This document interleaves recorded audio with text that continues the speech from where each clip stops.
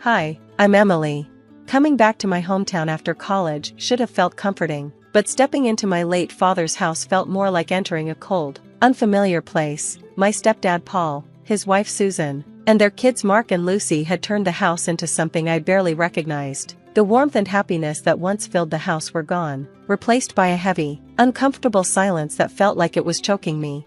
"Make sure you clean up after yourself. We don't need more mess around here," Susan said sharply as I pulled my suitcase toward my old room. Lucy stared at me like I was some unwanted guest, whispering just loud enough for me to hear. "Why is she even back? Didn't she get the message to stay away?" Mark didn't even bother pretending to be nice, sneering as he walked past me. "Guess college didn't work out, huh? Came crawling back?"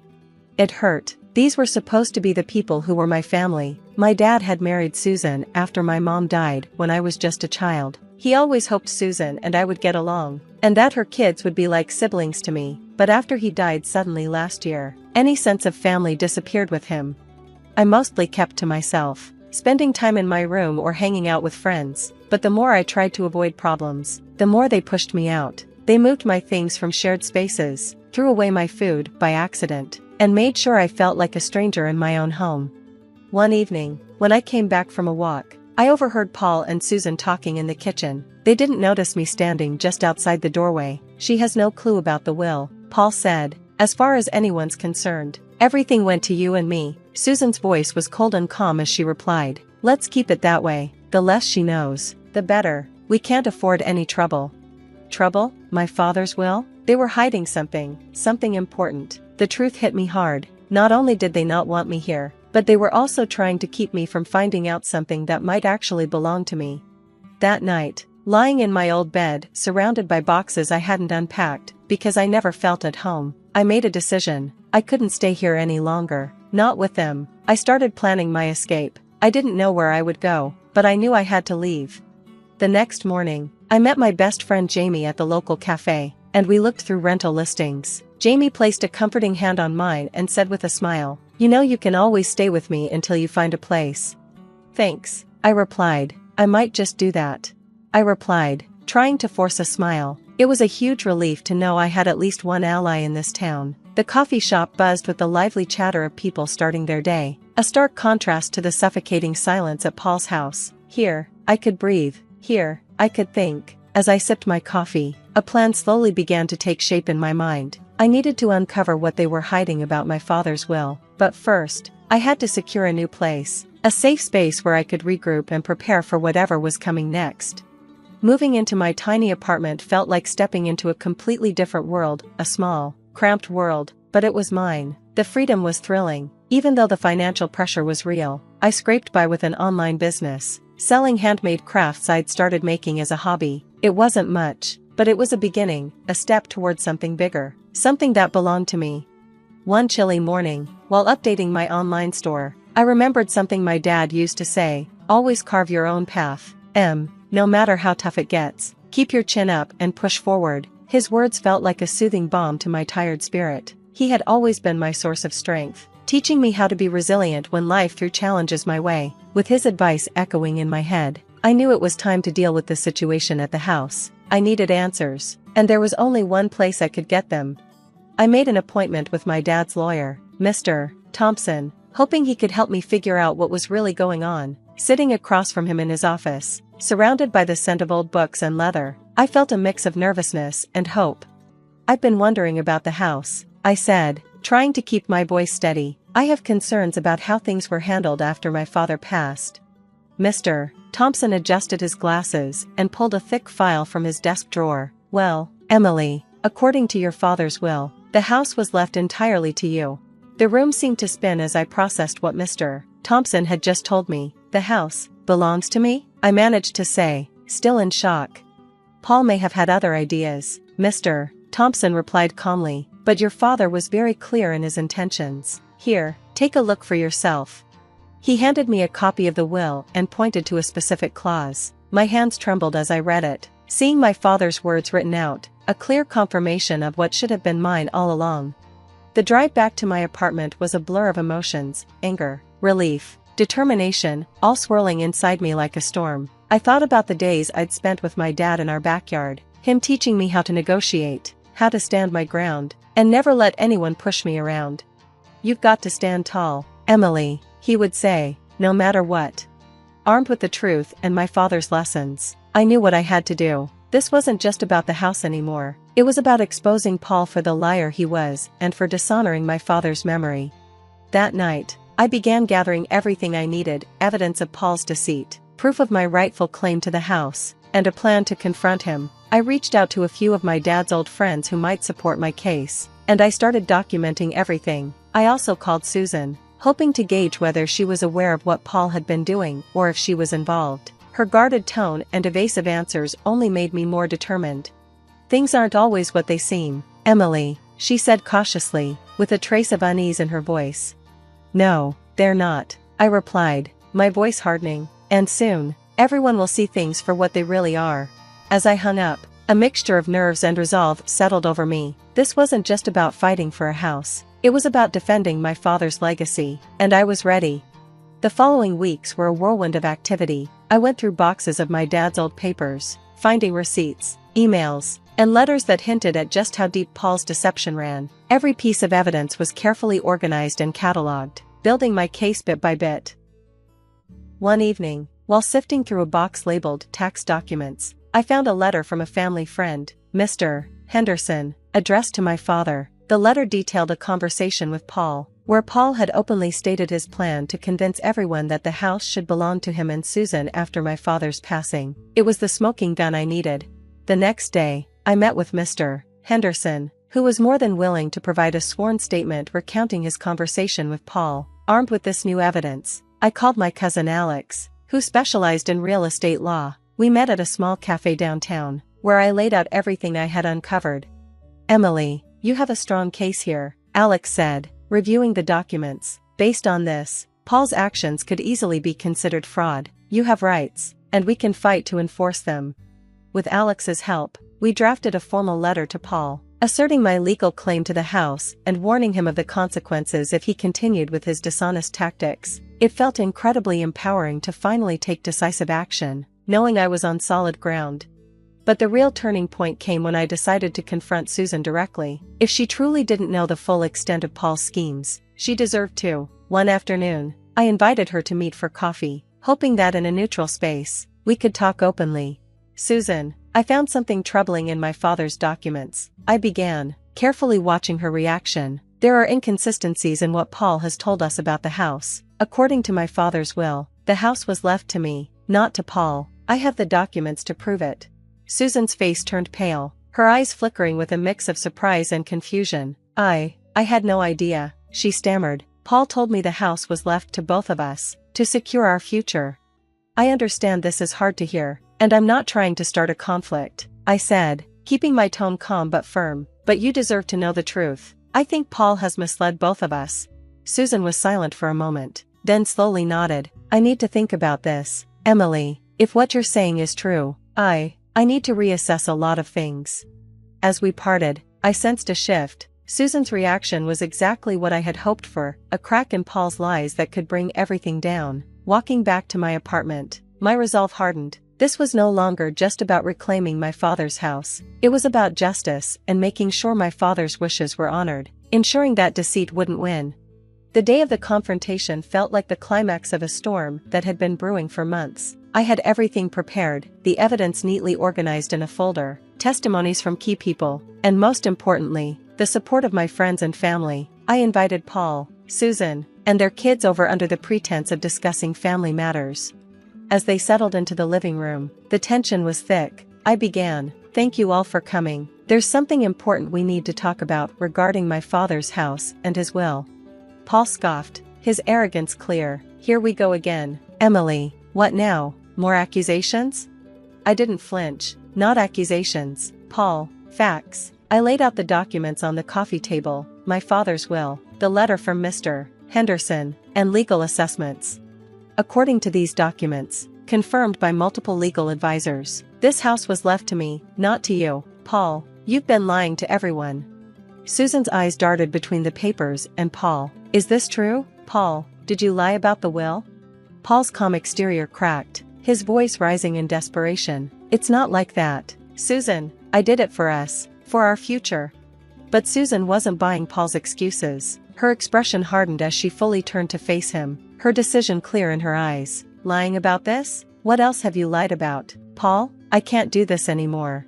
She stood up, taking Mark and Lucy by the hands. We're leaving. I need to think about what's best for the kids and me.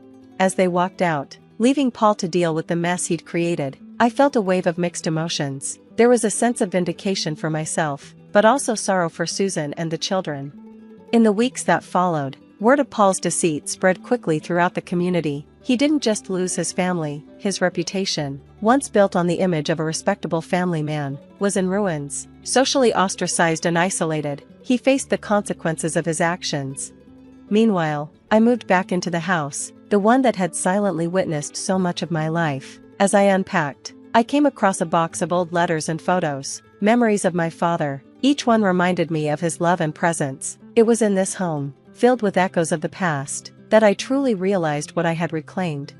I didn't just make the house my home, I turned it into a space for community and healing. The business I'd started out of necessity grew and flourished, and I began hosting workshops to help others who were fighting their own battles against deceit and manipulation. Standing in the newly renovated living room, now alive with laughter and conversation from a local support group meeting, I felt a deep connection to my father's legacy. This house, once a place of conflict, was now a sanctuary, a place of healing and strength. This victory wasn't just about winning back a house or defeating a deceitful stepfather. It was about reclaiming my life, honoring my father's memory, and building a future on the values of integrity and resilience he had instilled in me. And that brings us to the end of the story. Now, I have a question for you. If you were in Susan's position, would you have made the same choice to leave Paul after discovering the truth? Or would you have tried to find another solution? What would you do differently, and why?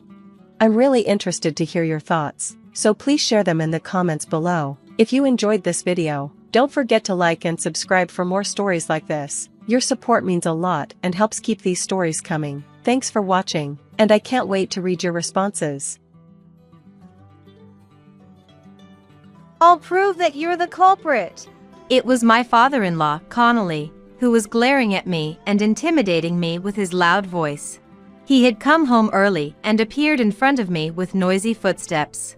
Ever since I started living in my in-laws' house, whenever Connolly gets angry, his voice can always be heard up to the second floor of the house. I hate this voice that I can hear even when I cover my ears, and it doesn't stop. Listen up. If you're the culprit, I'll call the police. He treats me like a criminal and thinks he's always right. Apologize quickly. If you do, your crime will be a little lighter. My husband, Elliot, who continues to believe his parents' story over mine and does as they say. If you tell the truth now, I'll forgive you. So please apologize. My mother-in-law, Caddy, who has no real power in this house, but still talks down to me. No matter how much I care about this family, I'm reminded that I'm ultimately an outsider. This family thinks I'm a criminal. However, even in a hopeless situation, I can't acknowledge what I can't acknowledge. I haven't done anything wrong. I haven't done anything to be ashamed of. Even if no one believes me, I can't bend my own beliefs. If they can prove it, then let them prove it. Who is the one who has truly done something shameful? I understand. Then, I will also prove my innocence. I'm Vivian, a 27-year-old housewife. My husband Elliot, who is the same age as me, is training every day to become a pastry chef. Elliot's family runs a pastry shop. When there's a celebration, it's this shop's pastries. And it's a shop that locals say. It's a pastry shop that Elliot's grandfather started, and it has many long-time customers. In order to become the third-generation owner, Elliot is working hard every day under Connolly. Elliot and I met 7 years ago. At the time, I was attending a vocational school to become a hairdresser and was invited by a friend to a party. Among the bright and talkative male college students, Elliot was the one who was quietly drinking while staring at his glass. I wondered if he was shy, so I asked, "Are you from the same university as everyone else?" And he, "No, I'm actually in vocational school," replied. "I'm in vocational school too. Because my dream was to become a hairdresser." "I have no choice. But now that I've decided to do it, I'm going to do my best. I see. But it's wonderful that you're trying to work hard. By the way, is there something about that glass that caught your attention? You've been staring at it for a while. Since I make pastries, I was wondering how they create such a mysterious color combination. The glass that Elliot had been staring at indeed had a mysterious color, with blue and red mixing together. When I heard vocational school, I had selfishly imagined cosmetology. Pastries. I'm sorry, I selfishly assumed it was cosmetology. So I was surprised and apologized. No worries. Most people assume cosmetology when I say vocational school, so I'm used to it. I see. But being a pastry chef is wonderful. Pastries have depth and stories. I really like them. Thank you. Please do try them sometime. Perhaps he was a bit embarrassed, but I couldn't see Elliot's expression at all as he spoke while looking down. Yes. I'm looking forward to it. But even though I said that, I'm sure he was offended that I had mistaken him for a cosmetology student. I thought we would never meet again. However, he actually made pastries for me and brought them to my vocational school. When I opened the pastry box that he had brought, pale pink flower-shaped pastries emerged from inside. It was as if flower petals blooming in front of where we were sitting had fluttered down. Beautiful. The words slipped out unintentionally. Thank you. And Elliot replied shyly. Vivian, I might be awkward with words and not very interesting, but if it's all right with you, could we continue meeting from now on? It was a sudden invitation, but I didn't feel uncomfortable. From then on, with each passing season, Elliot would gift me colorful pastries. And when we both got jobs, on the third spring, he proposed to me with a flower ring made of. I want us to always be together, so please marry me. I had always wanted to be by the sincere his side, so I answered without hesitation. Thank you. Let's always be together. When you say a family that runs a business, it gives the impression of being formal and strict, but his parents. Vivian, thank you for coming today. Caddy, who smiled amiably, had a kind aura and the pale yellow dress suited her well. Don't be nervous. We're the ones who are more nervous. Connolly, who laughed heartily, had the aura of a true artisan. It's an old shop. Young people these days might not like it, but we're running it modestly. If you'd like, please try the pastries I made. Then Connolly said as he offered them to me. Unlike the pastries that he makes, these had a sense of dignity that came through even in the sweets. Thank you for the food. The pastries that he made had a flavor that went well with coffee, giving the impression of truly old-fashioned pastries. Caddy also helps out in the store, but I wonder if we could ask Vivian to help out a bit after the wedding? To be honest, I liked my job as a hairdresser and didn't want to quit. However, my desire to be with Elliot was stronger. Yes, I would be happy to help out while learning from Caddy. And so, I began living with my in-laws and occasionally helping out at the store. After our wedding, a pastry boom occurred among young people. A drama about pastry chefs was broadcast on TV, and young aspiring chefs even came to my in-laws' store. It was a small shop, but a TV crew even came to cover it. I thought that Elliot's pastries might be more suited for young people, and wondered if Elliot should be the one interviewed. But it was Connolly who was interviewed instead of him. Before long, the young customers gradually dwindled. The youth boom disappeared in an instant, like a match flame going out. Along with the fading boom, sales at my in-laws' pastry shop decreased. Not only that, even the regular customers from before were starting to leave. It was because there were times when the pastries they wanted were sold out due to the influx of young people.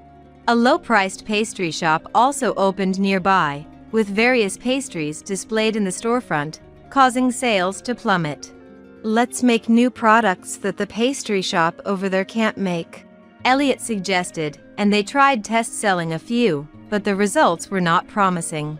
Because of that, the atmosphere at my in-laws' home was getting worse day by day. It's because a pastry shop like that opened up nearby.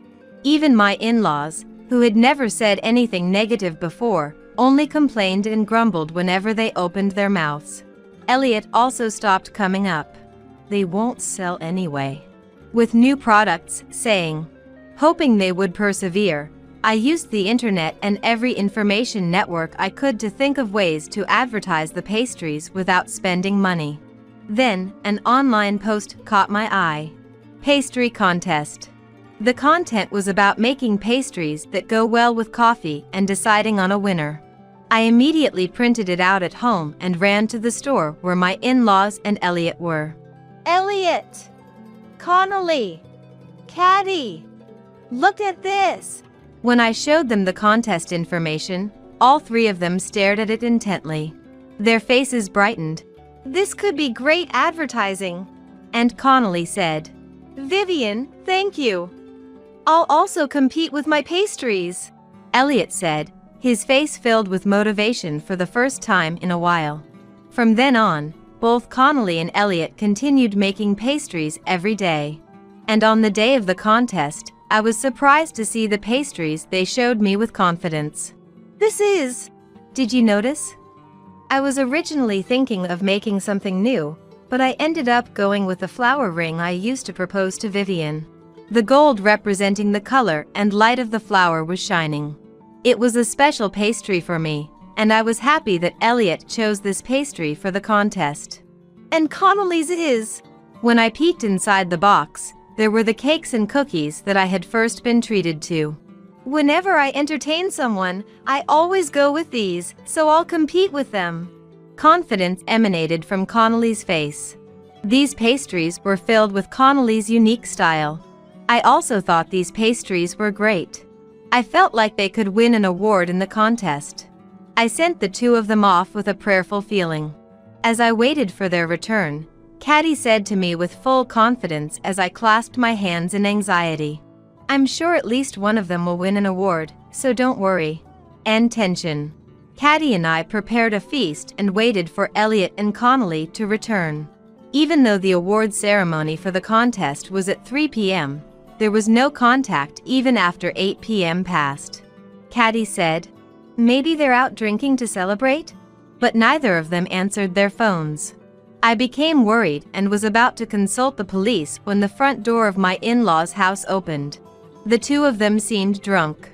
As soon as he got home, There, a nightmare is here, Connolly said to me. Seeing this, don't tell me it went badly, Caddy said in astonishment. What? It went completely badly. The technique, the appearance, everything, Connolly said loudly while tapping the wall. It's because of this person that we were utterly humiliated. We shouldn't have entered that thing. It was a waste of time. Even the judges don't know anything about pastries. We shouldn't have listened to what this person said. He pointed at me and said it over and over again. Let's drink some more. Elliot, join me, he said and sat down in the living room of my in-laws' house, deliberately making loud noises, and started drinking with Elliot. Even after drinking, his anger didn't seem to subside. It's because an amateur like you tried to tell us what to do. Our store sales have dropped since you came. You demon. Your presence makes the alcohol taste bad, so get lost.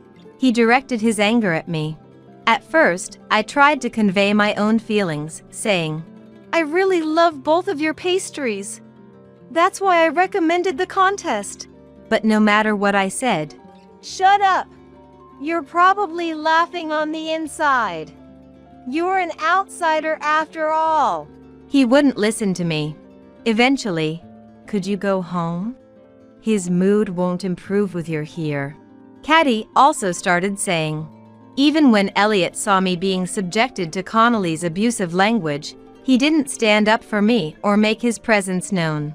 Seeing his behavior, I thought that no matter what I said to Connolly today, it wouldn't get through to him. I'll excuse myself for today, I said and left my in-laws' house. But our house was a two-family home, so I just went upstairs to the second floor. I could still hear his loud voice whether I liked it or not. Why did you marry a wife like that? You don't have to force yourself. Why don't you divorce her and remarry someone like your mom?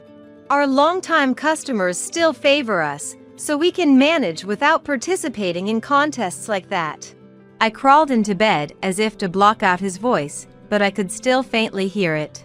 At the same time, the sound of my own heartbeat echoed, and I couldn't fall asleep for a while. Unable to calm down, I spent time listening to the radio through earphones. The abusive words directed at me that I could hear through the earphones gradually disappeared little by little, and I started hearing laughter. Compared to the person who had said such abusive things to me now laughing, it felt so empty and sad to be listening to Connolly's voice through earphones. At 2 a.m., Elliot also returned to our room, and the long day ended. From that day onward, my in-laws' attitude towards me changed. When I helped out at the store, they would say in front of regular customers, "Sorry that our son's wife is so inattentive," or mock me, saying, "You probably still can't understand the excellence of these pastries." Caddy would say things like, "Elliot's childhood friend Malia is pregnant with her second child. What about you two, still no children? Is there something wrong with you?" And Connolly would say, "Even if my son's wife is good for nothing, I at least want to see a grandchild. We'll be in trouble if you don't give birth to a successor for this store. Why don't you go to the hospital?" They started making snide remarks about us not having children yet. I myself wanted children, so my heart ached every time they said those things. I went to the hospital for a consultation. They only advised me to not accumulate stress. But they couldn't figure out the factors making it difficult to have children. I racked my brain every day trying to figure out how to improve this situation. When I consulted with relatives, "I'll let people around me know," they said. Fortunately, many of my relatives were self-employed, and they said they would use the pastries as treats for customers who came to their stores. When I met up with friends and brought Elliot's pastries as a gift, "I'll advertise them for you, Vivian," they said. The one who said that was Jaylene, my childhood friend who is now a popular violinist. She was always cheerful and has been my #1 ally since we were little. Jaylene was the only one I could confide in about worries that I couldn't talk to my parents about. When I talk to her, any worry feels like a small matter. She has that mysterious effect. I'll try introducing them on social media. Even someone like me has fans, so I'm sure they'll buy them. I was saved by Jaylene's smiling face as she said that. I used to go to my former workplace once a month to get my hair cut, so I asked them to buy pastries during those times. The easygoing manager's eyes clouded over for a moment. But you know, we have a lot of young people here, so I'm not sure if advertising will work." "I understand. But I think even young people will like this beautiful appearance and delicious taste." As I made an impassioned speech, the manager also said, "All right, I got it. Fine. Nowadays, it's all about whether it's Instagrammable on social media, right?" They agreed to put a small model of the pastries on the storefront and place pamphlets. Indeed, in this day and age, it's all about social media. Both my best friend and the manager said so. I also have some knowledge about social media, so this might lead to a recovery in the store's sales. With that thought, as soon as I got home, I immediately started preparing by editing photos for social media and thinking of advertising slogans. I had Elliot take a look when he got home, and we started advertising right away. As we introduced a menu tailored for younger customers, the store gradually started to attract new patrons. We began receiving regular orders from relatives, and even customers from the beauty salon where I used to work started dropping by. The day after my best friend promoted the store on social media, I updated our store's advertisement. I saw it on Instagram and wanted to try it out, so I came by. And we saw an increase in customers saying, our sales slowly started to recover, and our revenue reached a break-even point compared to before the contest. Just as I thought we were on the path to profitability, there were more and more days where the sales numbers didn't add up.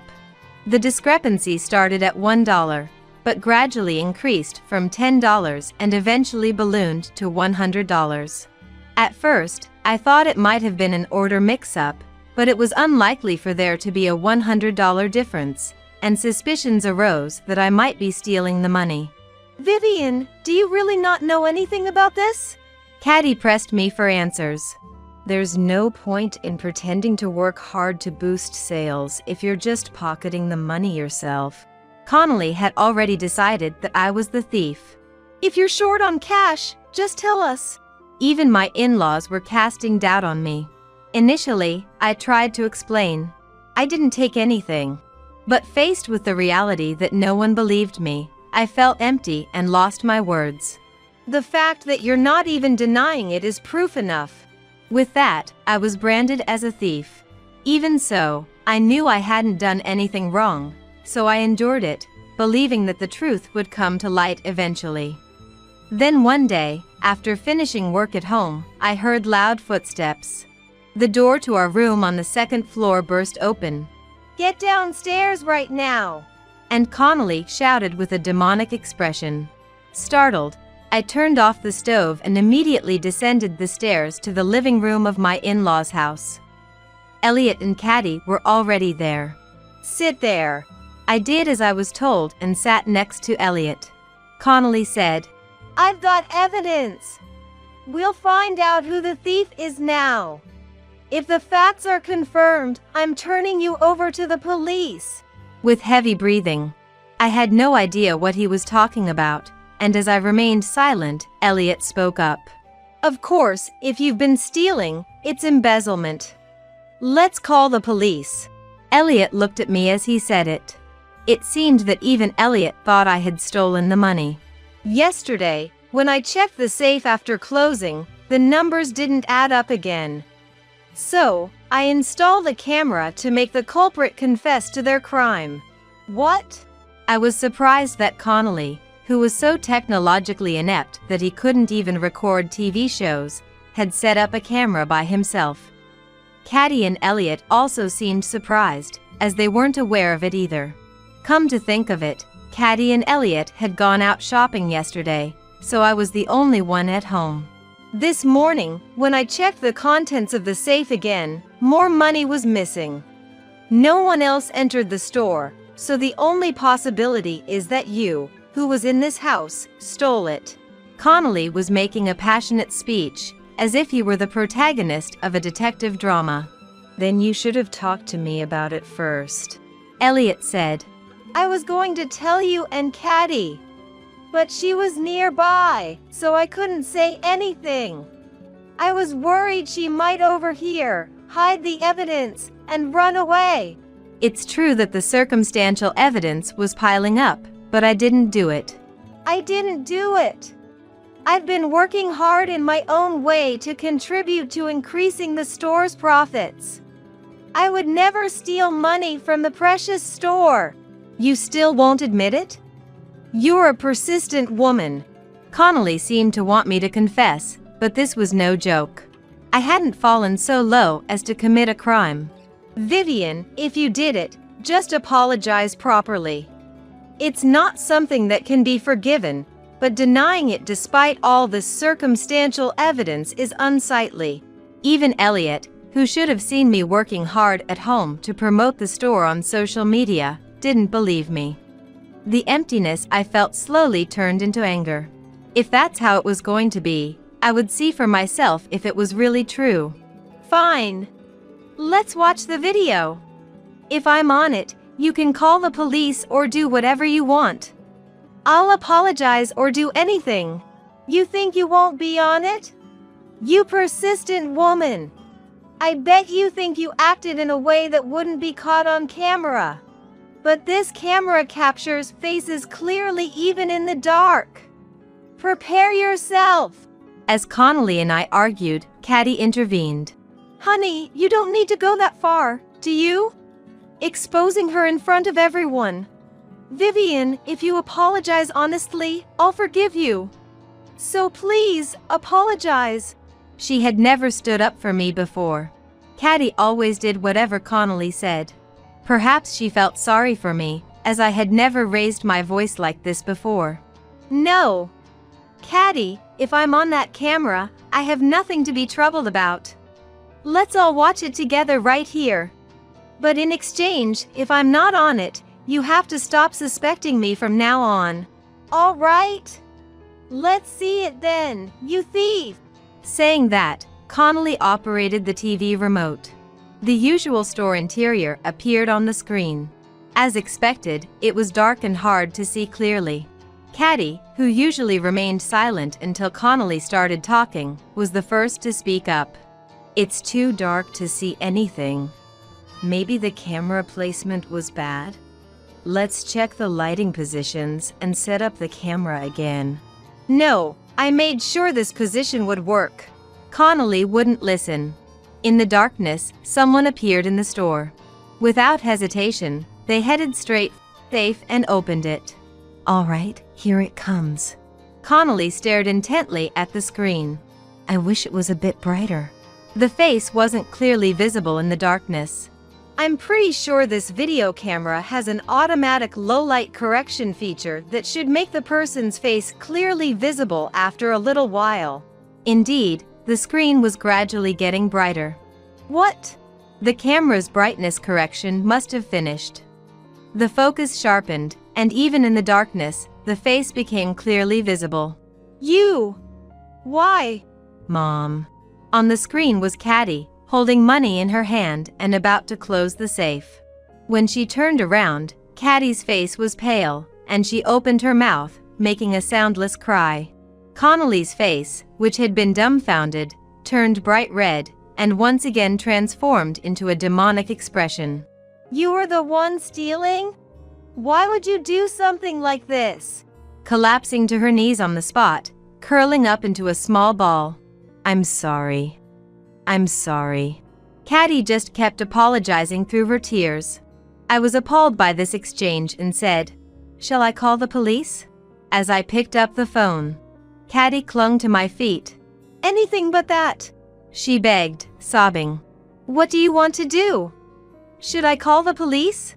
I asked again, but... No, wait, Connolly said. Vivian, this is a problem between them, so... Elliot chimed in. Just a few minutes ago, they had been calling me a criminal and hurling abuse at me, but now my in-laws looked utterly dejected. I simply said, I'm tired, and returned to my own home. The next day, Elliot showed some awkwardness but didn't bring up yesterday's events. Caddy was apparently bedridden, so I went to the store, but Connolly didn't say anything either. I was appalled that they couldn't even apologize after accusing someone else and treating them like a criminal. Before Elliot and Connolly came home, I got the divorce papers and filled them out.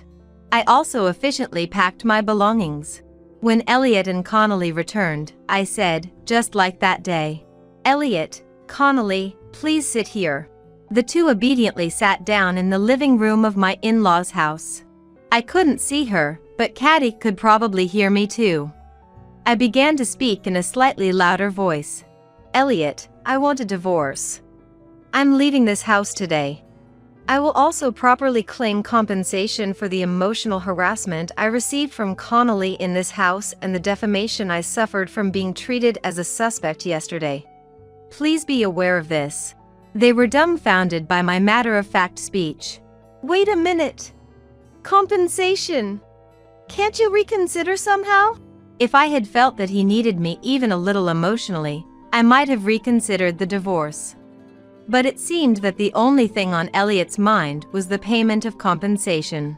No, if Vivian leaves, we'll lose our business connections and the effect of social media. The store will go under.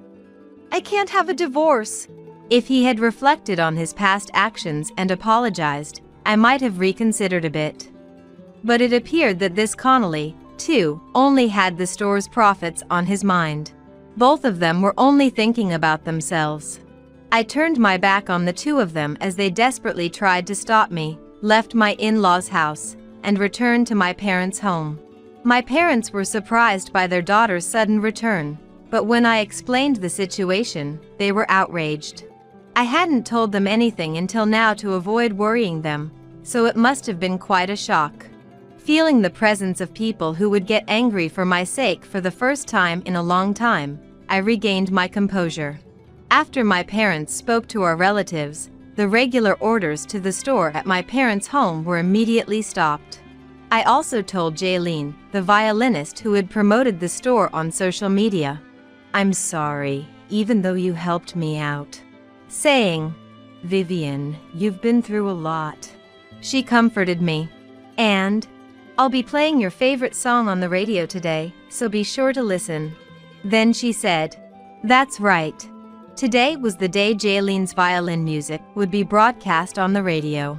For the first time in a long time, I could listen to the radio peacefully, not to escape Connolly's nagging. By chance, the song that played was the same one I had listened to on my earphones on the day of the contest. With the gentle music filling the room, I felt like I had been freed from years of shackles. When I went to my former workplace, the beauty salon, to express my gratitude and apologies for everything up until now, the manager said, "In that case, why don't you come work here again?" inviting me back. I'm truly happy to be able to work at the beauty salon again. Wanting to finalize the divorce quickly, I sought out a law firm. Although I only have memories I'd rather not recall, as I was talking to the lawyer, Elliot called at an inconvenient time. "Vivian, won't you come back? Actually, Mom was kicked out of the house. Apparently, the reason Mom was stealing money was because she was going to bars to relieve stress. She originally liked young men, so even though Dad made her stop going out and she said she had quit, she thought no one would notice if she made it seem like you had stolen the money, so she would steal cash and go to see young guys. Can you believe it? But listen, without Mom, we can't keep the store running and we're in trouble. Please help." Even at this point, Elliot was still trying to manipulate me for their own benefit. "I have no intention of going back. Shall I take over the call?" the lawyer offered. "Yes, please." And I said, "The lawyer, from now on, I will be representing Vivian, so please refrain from contacting her directly," clearly stated. Thanks to that, even Elliot, who had been reluctant to agree to the divorce, grudgingly consented, and the divorce was successfully finalized. As for the compensation, it was acknowledged that I had suffered emotional distress, and they agreed to pay. After returning to my former workplace and working as a beautician, I hear various stories from customers. Apparently, my in-laws' pastry shop ultimately couldn't continue operating and went bankrupt. Elliot and Connolly are working part-time to make ends meet while paying off the massive debts from the pastry shop, and they look exhausted whenever I see them, according to regular customers at the salon. Meanwhile, Caddy was kicked out of my in-laws' house and is living alone in an apartment, but it seems she still can't quit going to bars. That's her way of escaping reality, I guess. I hear her debts have also ballooned quite a bit. The neighbors of my in-laws were gossiping about it. I'm now able to listen to such stories as if they're someone else's problem, living peacefully each day.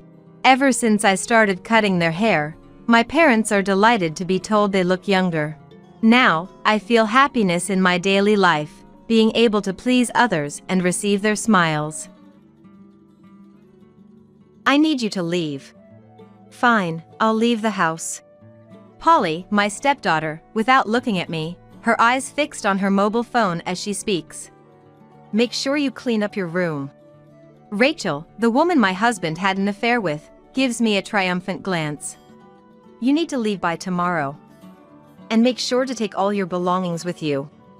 First thing I did was to call the junk removal service, arranging for their arrival the next morning. "You said everything, right? I'll make sure it's all taken care of," I whispered, smirking to myself. "My name is Olivia.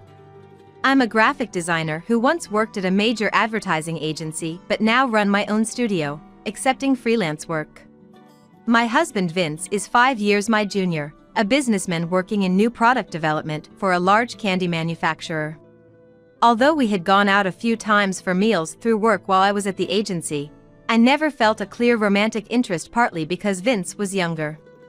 However, how Vince asked me out moved me, and we began dating when I was 31. Vince and I found joy in our shared hobbies and laughed at the same things, making our relationship fulfilling. Our mutual love for walks helped bring our hearts even closer. Our healthy relationship lasted for 2 years, and then Vince proposed to me. I was truly shocked at the time. I was 33 and unsure if I was really the right choice for him. After he proposed, I found out Vince had a child. I was shocked. Why hadn't he told me sooner? It wasn't something that could be hidden forever, and I started to wonder if Vince was dishonest. These thoughts crossed my mind. Vince tearfully explained he thought I wouldn't accept the marriage if I knew about the child.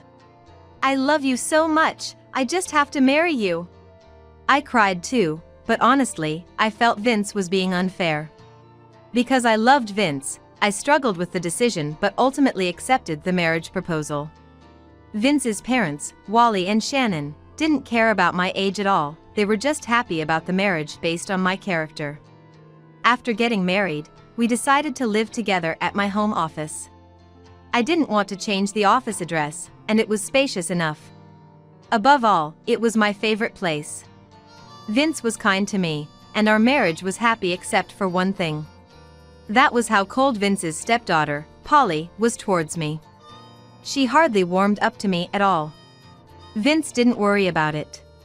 Eventually, we'll get along. If we have a brother or sister for her, things might change. But there were no signs of pregnancy for me.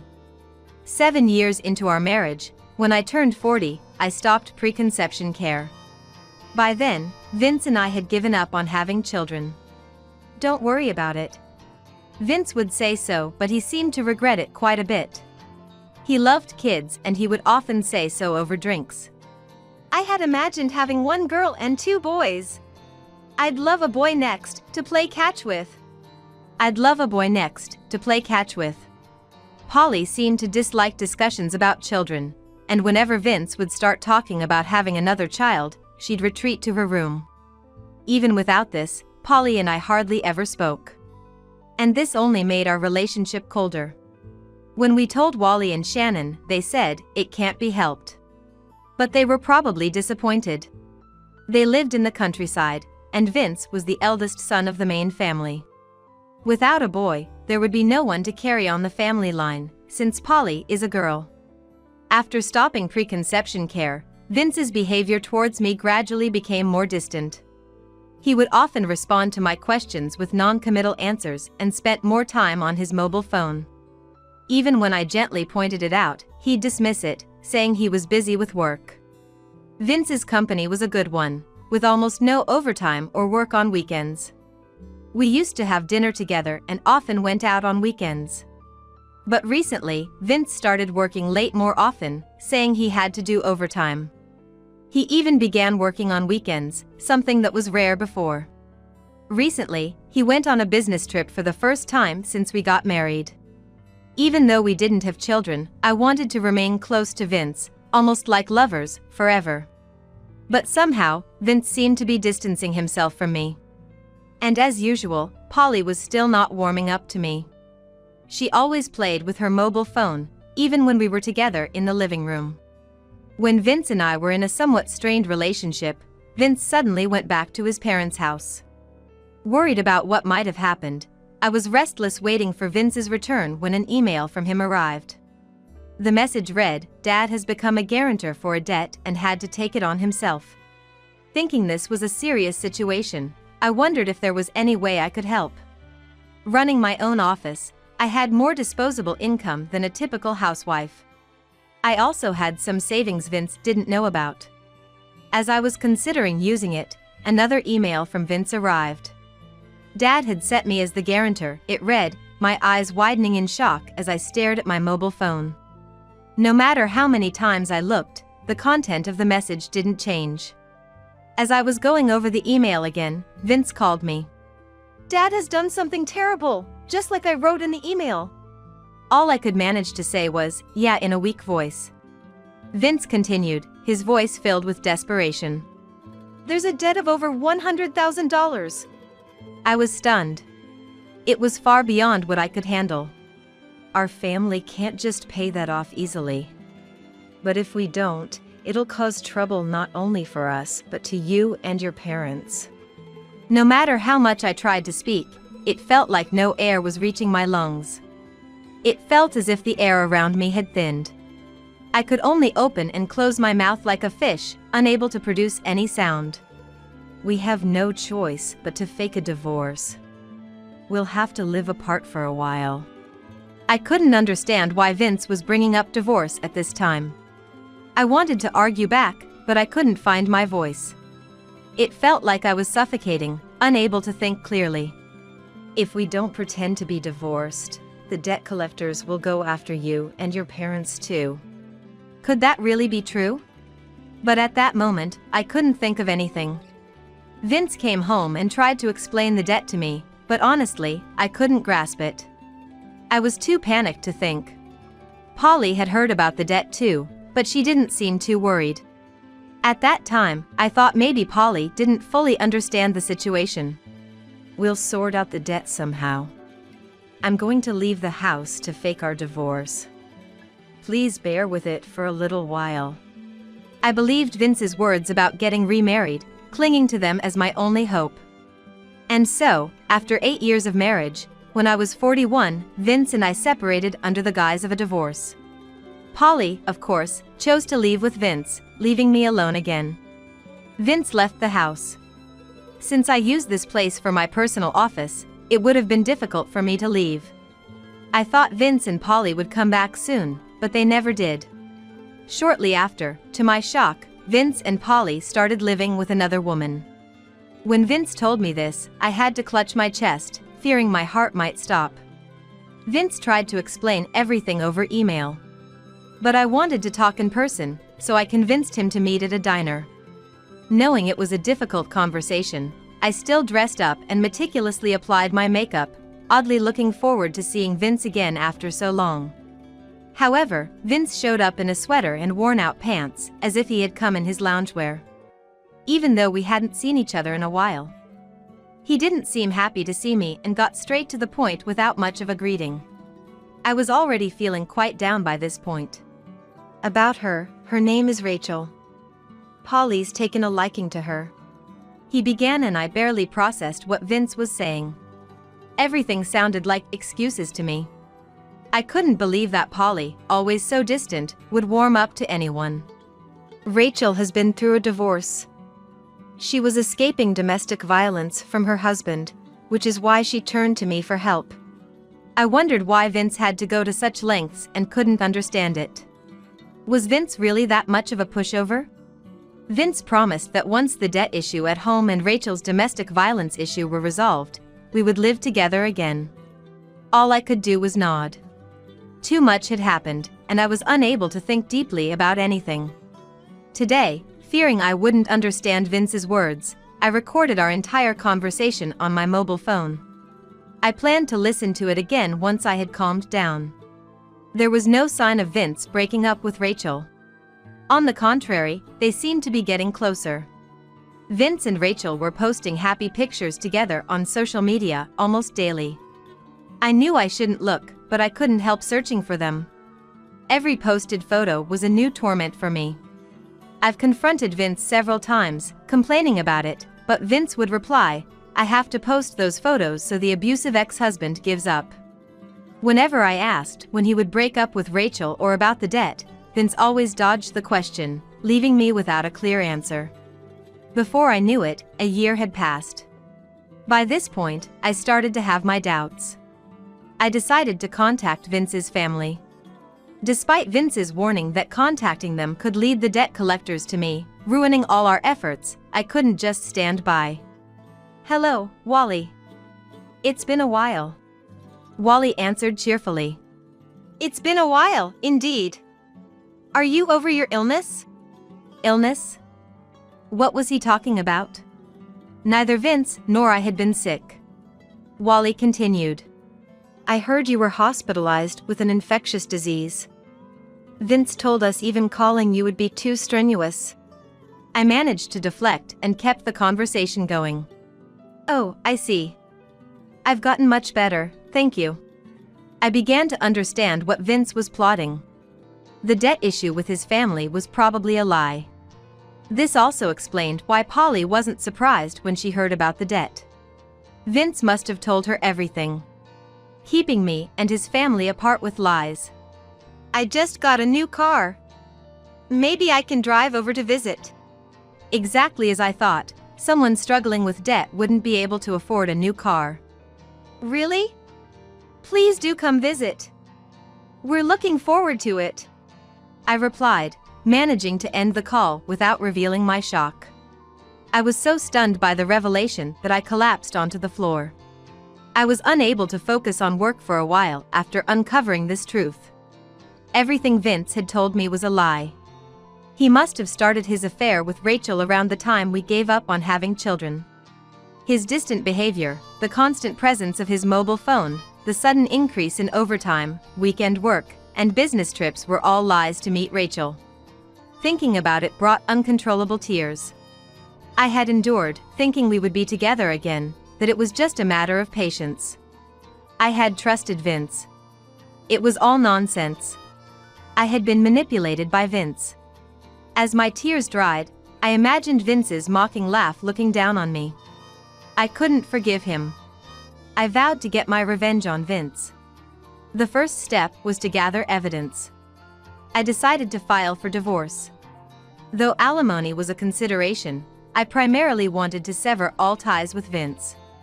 As soon as I signed the divorce papers and sent them to Vince, he submitted them to City Hall immediately. The divorce was finalized without much ado. I was taken aback, feeling somewhat deflated. Then one day, Vince suddenly showed up. By this time, any love I had for Vince was long gone, replaced only by distrust and a desire for revenge. With caution, I opened the door to find Vince, Rachel, and Polly, all with large bags in tow. Then Vince announced, "We've decided to live here." What do you mean by that? I was confused, not understanding what was happening. "Just let us in for now." Hello there. Following Vince, Rachel and Polly entered the room without any hesitation. I couldn't quite put my finger on it, but something felt off. I hurried after them into the living room. The three of them were seated around the living room table. That's when I realized what was causing my unease. Rachel and Polly were smiling at each other. It struck me as odd to see Polly looking so happy. It felt like the first time I had ever seen her smile. I stood in front of Vince, crossed my arms, and looked down at him. Vince looked up and explained, "Even though we're divorced, this place is still my home too. That's why we've decided to live here." Indeed, the location was convenient, close to the highway and malls. But his entitlement was astounding. To leave on his own, bring back a woman, and then try to push me out. I thought Vince must be a devil to do such a thing so nonchalantly. "I want you to leave." What should I do? After a moment of thought, I decided to go along with Vince's scheme. "Fine, I'll leave the house." Only Rachel's mouth moved. She smirked. Standing up, Rachel headed towards the kitchen, muttering something as she opened the refrigerator. "The freezer's on the opposite side in this fridge. I got it wrong," she noted, taking out a bottle of mineral water and starting to drink it without asking. Polly, without looking at me and focused on her mobile phone. "Make sure you clean up your room." Rachel gave me a triumphant look. "Be out by tomorrow." I responded with a smile. "Sure."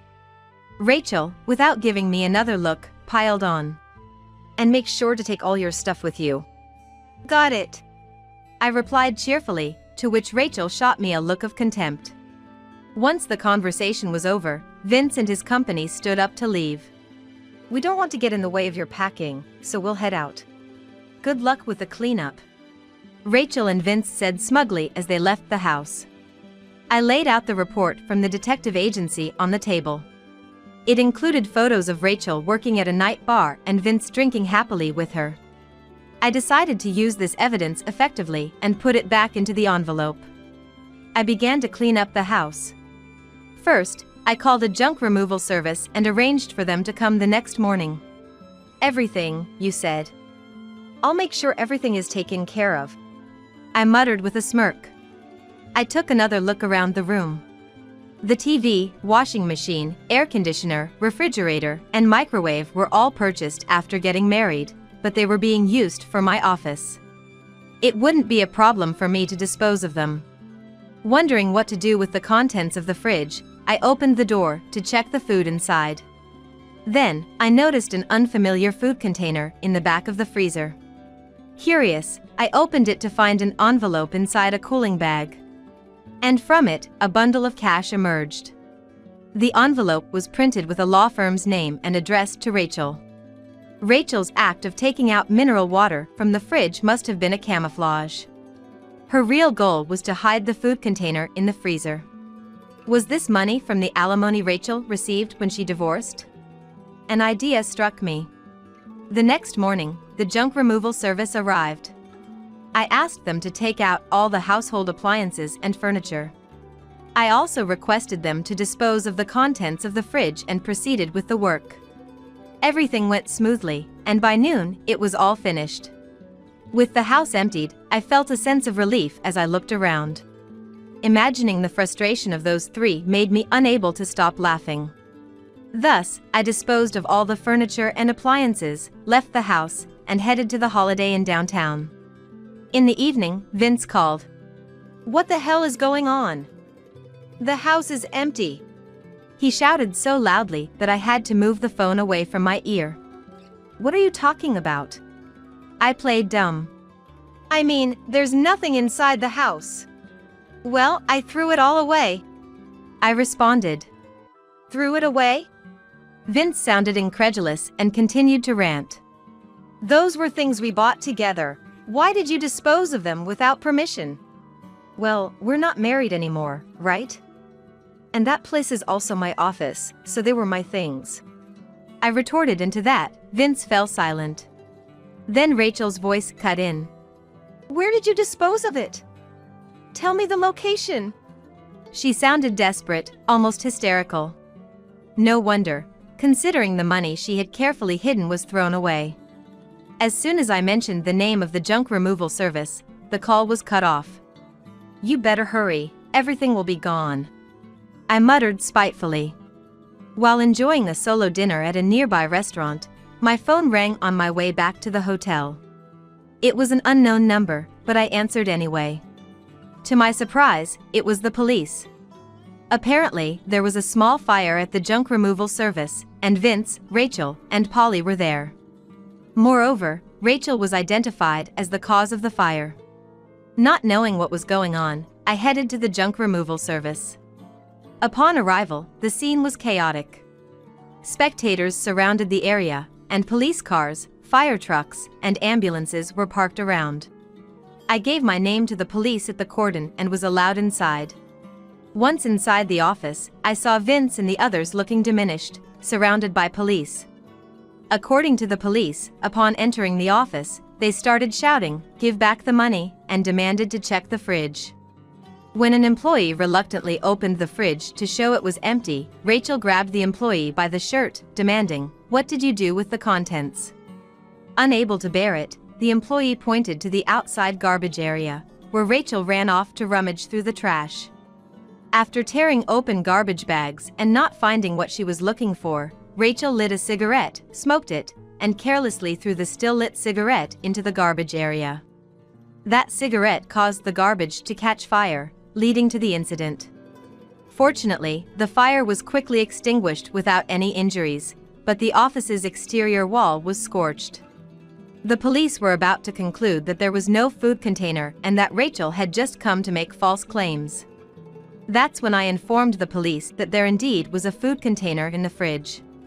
The food container was in the freezer, and I had taken it out myself. Rachel must have been looking for it without knowing. I had hoped Vince and Rachel would get dirty rummaging through the trash of the junk removal place. I apologized to the police honestly. The police said I wasn't to blame. They stated that since these three had caused a commotion and set the fire, the responsibility was theirs, and took Vince, Rachel, and Polly away. The specific charges weren't explained, but I was told to inquire at the police station for details. The next day, the police called me in. It turned out Vince, Rachel, and Polly had no fixed address. They had rolled into my place and stayed for a week, without changing their address. Without an address, they couldn't be released from detention. I was fine with that. But agreeing to be their surety was necessary to proceed with my plans. Regarding the charges, the severity between negligence and arson was significant, so I was advised to settle with the victim first. That evening, after being released, I picked up the three, including Polly, from the child protection facility. All three looked haggard, their complexions pale and exhausted. The next day, we went to the junk removal service to apologize. The service said they were willing to settle if Vince and Rachel compensated for the damaged items. Just when I thought it was settled, Rachel hesitated to pay. I didn't do anything wrong, and I don't have the money to compensate. At this point, what was Rachel even saying? Then she continued. You should pay. Why should I have to pay? I retorted sharply to Rachel. Then, we'll use the money from the food container. Wait, what? I explained with a smile that was almost too pleasant.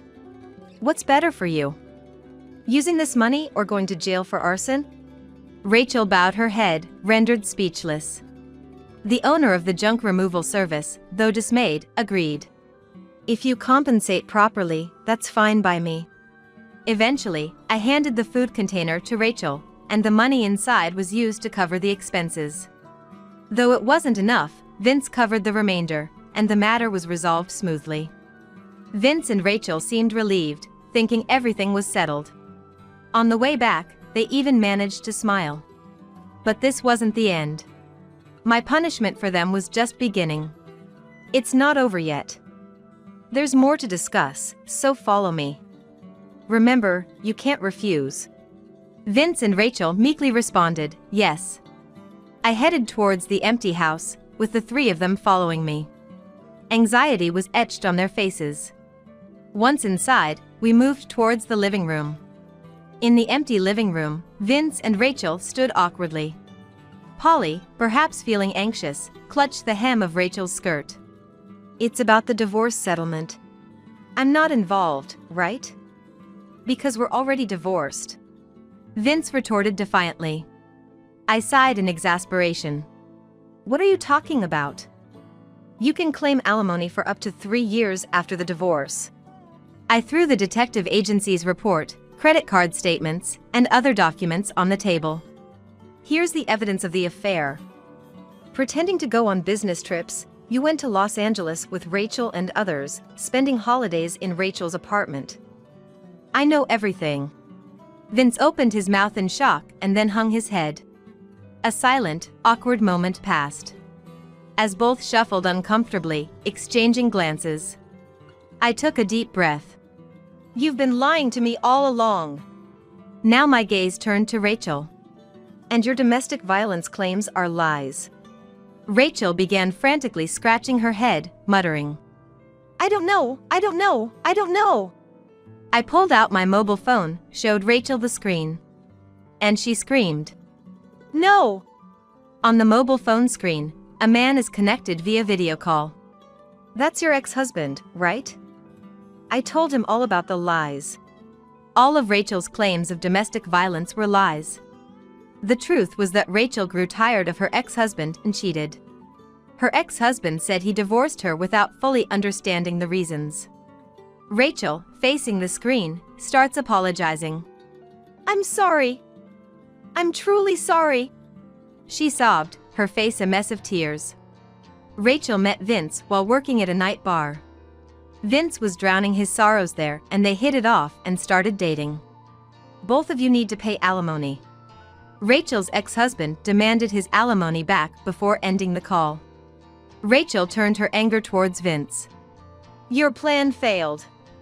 We couldn't take the house. Instead of getting alimony, we're the ones paying. My money is gone, and now we're paying for more troubles. You've brought so much misfortune.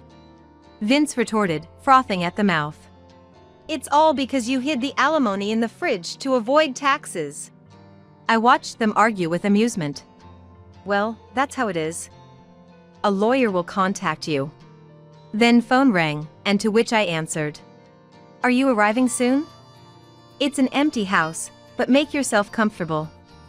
Vince is looking forward to it. Vince looked up at me, tear-streaked and snotty, with a look of apprehension. The doorbell rang. It's open, come on in. I'll be leaving through the back, but make sure you explain those initial lies properly. I told them and left the house through the back. Vince and Rachel exchanged looks, trembling. Imagining what would happen next, I couldn't stop laughing. As I emerged from the backyard to the front, a new car was parked in the driveway. From inside the house, Wally's loud voice could be heard shouting. Don't play with me! I had invited Wally and Shannon over, saying, I want to see the new car.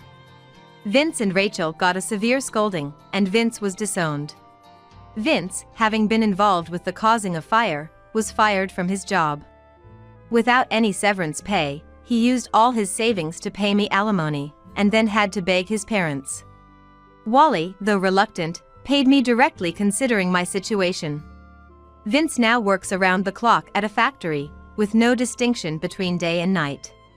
Rachel, to repay the money she swindled and for the alimony to me and her ex-husband, works late into the night on holidays. Polly managed to avoid being sent to a foster home but is sulky and fed up with living in a cramped wooden apartment with Vince and Rachel. The three of them are constantly fighting, often reprimanded by neighbors for being too loud. All this was told to me by Wally. The house we lived in was purchased by the state for road expansion. It was my favorite residence, but it couldn't be helped. The purchase price was higher than the market value, and I also received moving expenses. Thanks to this, I was able to set up a new office in the city. As for my graphic design work, I had previously declined packaging designs for rival companies out of consideration for Vince, but now I accept a wide range of projects. Perhaps because I have been honest in my work, orders are steady, and sales are increasing. I've expanded the scale of my business by hiring more staff. Having experienced a life deceived by others, living honestly without lying seems to be leading me to success.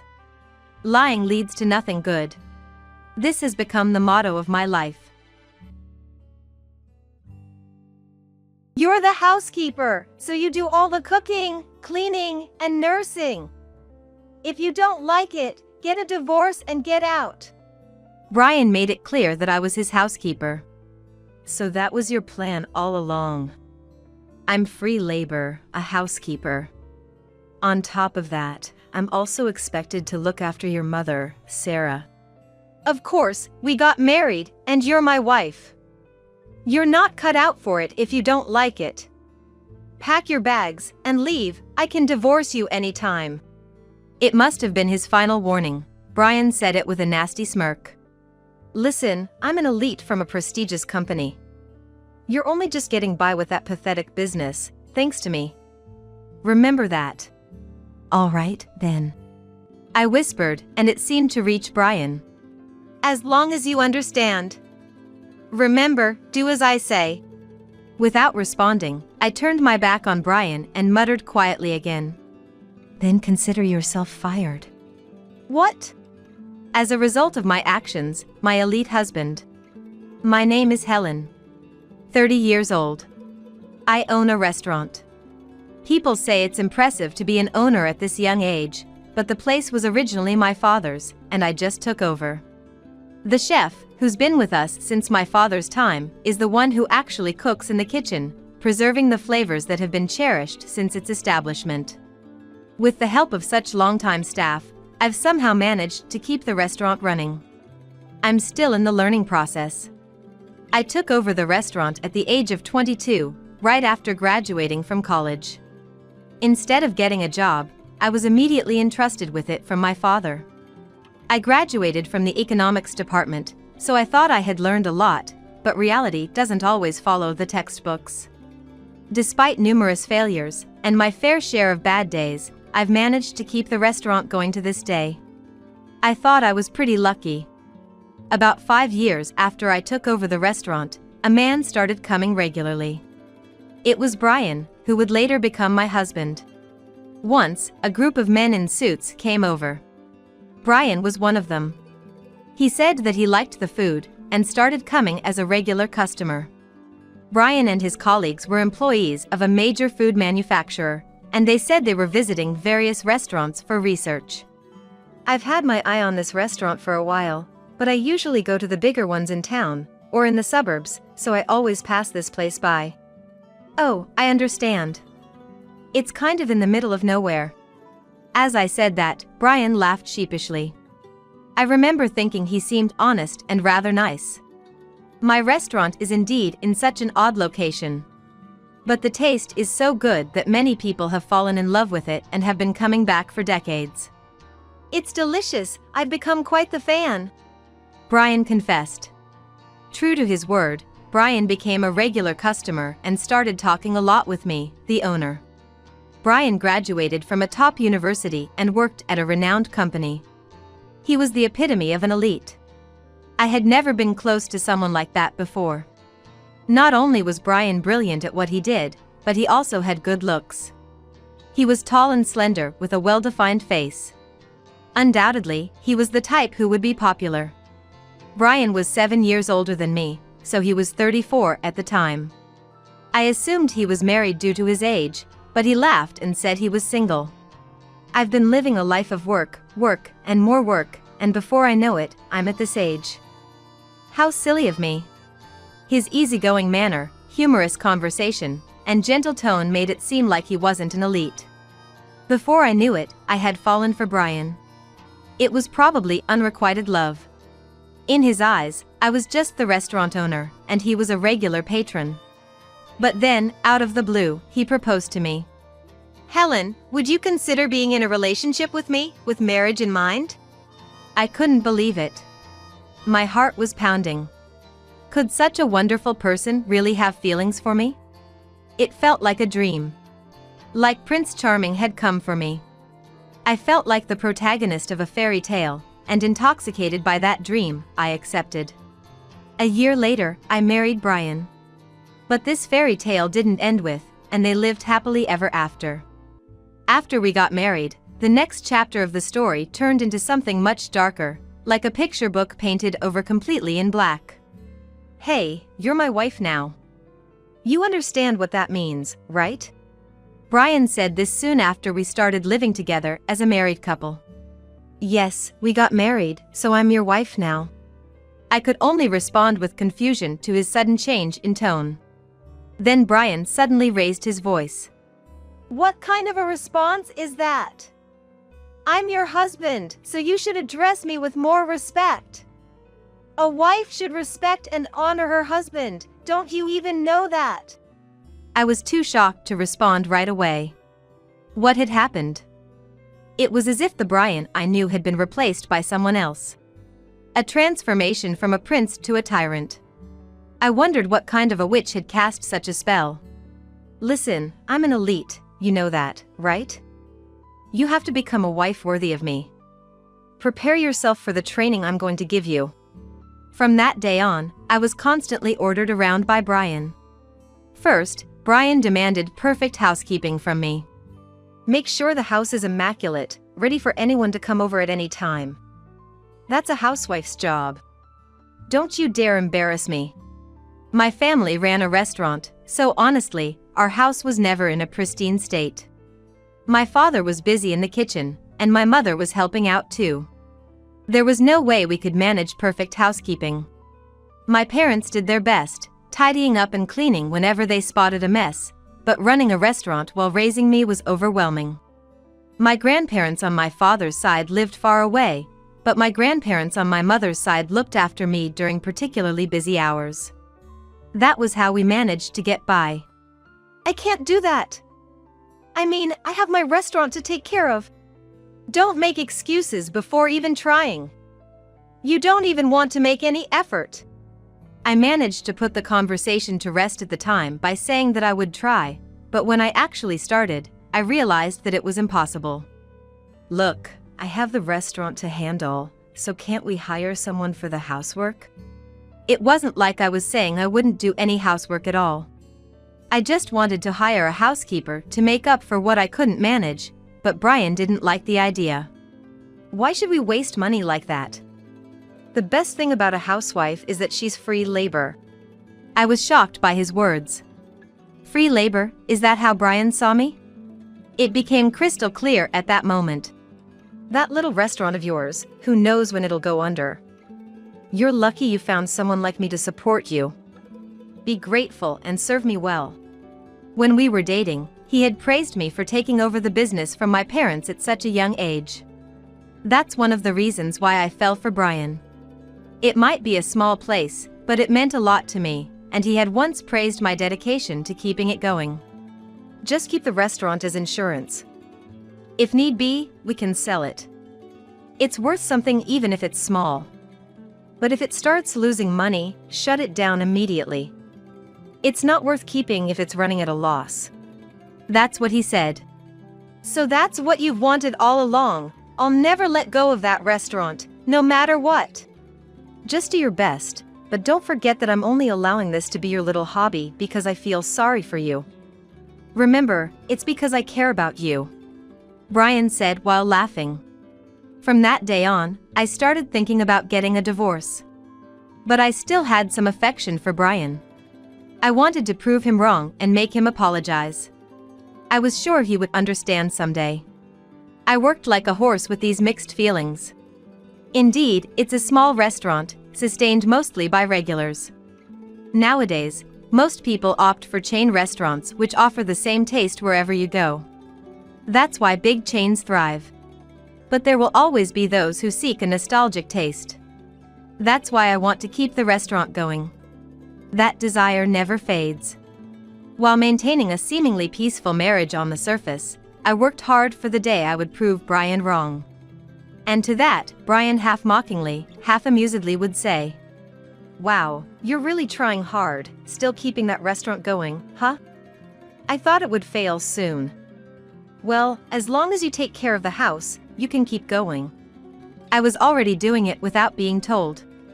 Every morning, I'd wake up early to prepare breakfast for Brian, wake him up, and see him off, then rush out of the house. I'd spend a busy day at the restaurant, and then after closing, I'd shop for groceries, come back home to cook dinner, and clean. When Brian returned, I'd serve him dinner, get ready for a shower, do the laundry, prepare for the next day, and take care of anything else left to do. I was cutting back on sleep, scheduling every day tightly to manage everything without wasting a moment. If the house ever gets messy, I'll make you close down the restaurant immediately and sell it. Brian was probably waiting for that day. I could feel it. Perhaps he married me intending to have a housewife with assets who provides housekeeping services for free. Back then, I was infatuated with Brian. He knew that and thought I'd never stand up to him. That's probably why he chose me. It surprised me how much you dedicate yourself to the restaurant. I thought once we got married, you'd only have eyes for me. I feel betrayed," Brian said one day. I thought I was the one being betrayed. I had believed he understood me when he chose me. I wanted to say that, but I swallowed my words. And then things got worse. "My mother has fractured a bone and is hospitalized. Sarah?" Brian's parents live in the neighboring state. I don't want to say this, but like Brian's true colors, they are not the most pleasant people. Brian is our pride and joy. A graduate from a top university, working at a leading company, an elite man. You've been chosen by Brian, so you should be grateful and serve us well. Helen doesn't realize her luck. Someone married to our son, Brian, should be greeting us in a fancy cocktail dress and a bottle of decent wine. That's right. It's just as I expected. A daughter of a restaurant owner must be poorly educated. That was the first thing they said to me when we met. Not only were they rude to me, but they insulted my parents too. I was about to say something back when my anger got the better of me, but Brian intervened to settle the matter, so I decided to keep my mouth shut for the moment. "Come now, Helen is still young. It's understandable that she lacks in certain areas. Think of it as having a potential to grow. I should have realized the true nature of this family at that point, but back then, I was convinced that Brian was protecting me, and that he was on my side. After that, my in-laws continued to make snide remarks every time something happened. I can't believe Brian married a restaurant owner's daughter. Right, someone like Brian could have married a daughter of a CEO or an executive. Think about that, Helen. Be a good daughter-in-law to us. My in-laws seemed to think that only those working in big corporations like Brian were successful, and anyone in other professions, especially the service industry, were second-class citizens. But even so, Sarah's injury is unfortunate. I'd have to at least pay her a visit. But then Brian said something shocking. It's a femur fracture. She'll need hospitalization and rehabilitation for a while after surgery. Can you look after her? Wait, but aren't hospitals still enforcing visitation restrictions? I can maybe visit or bring something, but looking after her might not be allowed, right? Who said anything about the hospital? I mean, after my mother is discharged and comes to live with us. It took me a moment to understand what he meant. As I was silently pondering, Brian dropped the bombshell. Don't be dense. Once my mother is discharged, she's moving in with us, along with my father. What? You have a problem with that? Of course, it was a problem. Even the thought of living alone with Brian was unbearable, let alone with his parents too. I can't take care of Sarah, I said firmly. I have my restaurant to run. It's impossible. Professional care would be best for her. Why should we pay for that when you're here? Then, close down the restaurant. Sell it and use that money for the family. Brian made an outrageous demand. I won't sell the restaurant. And I won't take care of Sarah. You're the housekeeper, so you do all the cooking, cleaning, and nursing. If you don't like it, get a divorce and get out. Brian made it clear that I was his housekeeper. So that was the plan all along. I'm free labor, a housekeeper. On top of that, I'm also expected to look after your mother, Sarah. Of course, we got married, and you're my wife. You're not cut out for it if you don't like it. Pack your bags and leave. I can divorce you anytime. It must have been his final warning. Brian said it with a nasty smirk. Listen, I'm an elite from a prestigious company. You're only just getting by with that pathetic business, thanks to me. Remember that. All right, then. I whispered, and it seemed to reach Brian. As long as you understand. Remember, do as I say. Without responding, I turned my back on Brian and muttered quietly again. Then consider yourself fired. What? Brian didn't hear it clearly and asked again, but I didn't bother repeating myself. I need to get things ready, so I can't do it right now. Fine, there's still time before my mother is discharged. They say she needs at least a month in the hospital. If you're ready by then, that's fine. Brian must have thought I had agreed and went to the bedroom, satisfied. I had been preparing for this for 2 years. Everything had been for this very moment. But even so, I still had hope. That Brian would return to the man he was before we got married. I didn't want to believe that the person I loved so much, that those happy days, were a lie. That's what I thought. But all my hopes were shattered. I had to make up my mind. I was ready. Hello, it's Helen. No, it didn't work out. It can't be helped. Let's take action. I made a call to someone, ready to move forward. A month later, an article made it to the front page of the economics section of the newspaper. The story was that the food manufacturer for which Brian worked for was about to be acquired by a restaurant group in a large stock buyout. What the hell is this? In frustration, Brian yanked the newspaper from side to side, tearing it in half. This is a joke. We're a leading company. And now they're selling us out to some stupid restaurant group. Brian crumpled the torn newspaper and hurled it against the wall. Damn it, what's gonna happen? This can't be true. Brian turned on the TV as if waking from a nightmare, only to see the same news. It seemed the acquisition was real. Damn it, how did it come to this? Brian slumped down on the sofa and ruffled his hair in frustration. There's nothing we can do about what's already happened. Here, take this. What's this? Brian looked at what I offered him and his eyes widened in shock. He seemed very surprised. What is this? It's a divorce petition. I can see that. What the heck do you think you're doing giving me this? Brian crumpled the divorce papers and threw them too. That too, after the newspaper? No matter how much you crumple it, nothing will go back to how it was. Why do you want a divorce? I demand an explanation. Are you kidding? Have you forgotten? You're the one who mentioned it. Brian went silent, likely remembering his own words. I won't take care of Sarah or live with your parents. If you don't like it, get a divorce. Those were your words, right? I did say that. But well, I was bluffing, thinking you wouldn't listen to me otherwise. So it was a threat. Brian didn't respond. I married you because I loved you. I trusted you. But you deceived me and betrayed me repeatedly. That's why I've decided to get a divorce. I took another divorce petition from the file and placed it in front of Brian. I have spare copies, so feel free to crumple that too. If I run out, I can get more or download it and print it out. We live in such convenient times.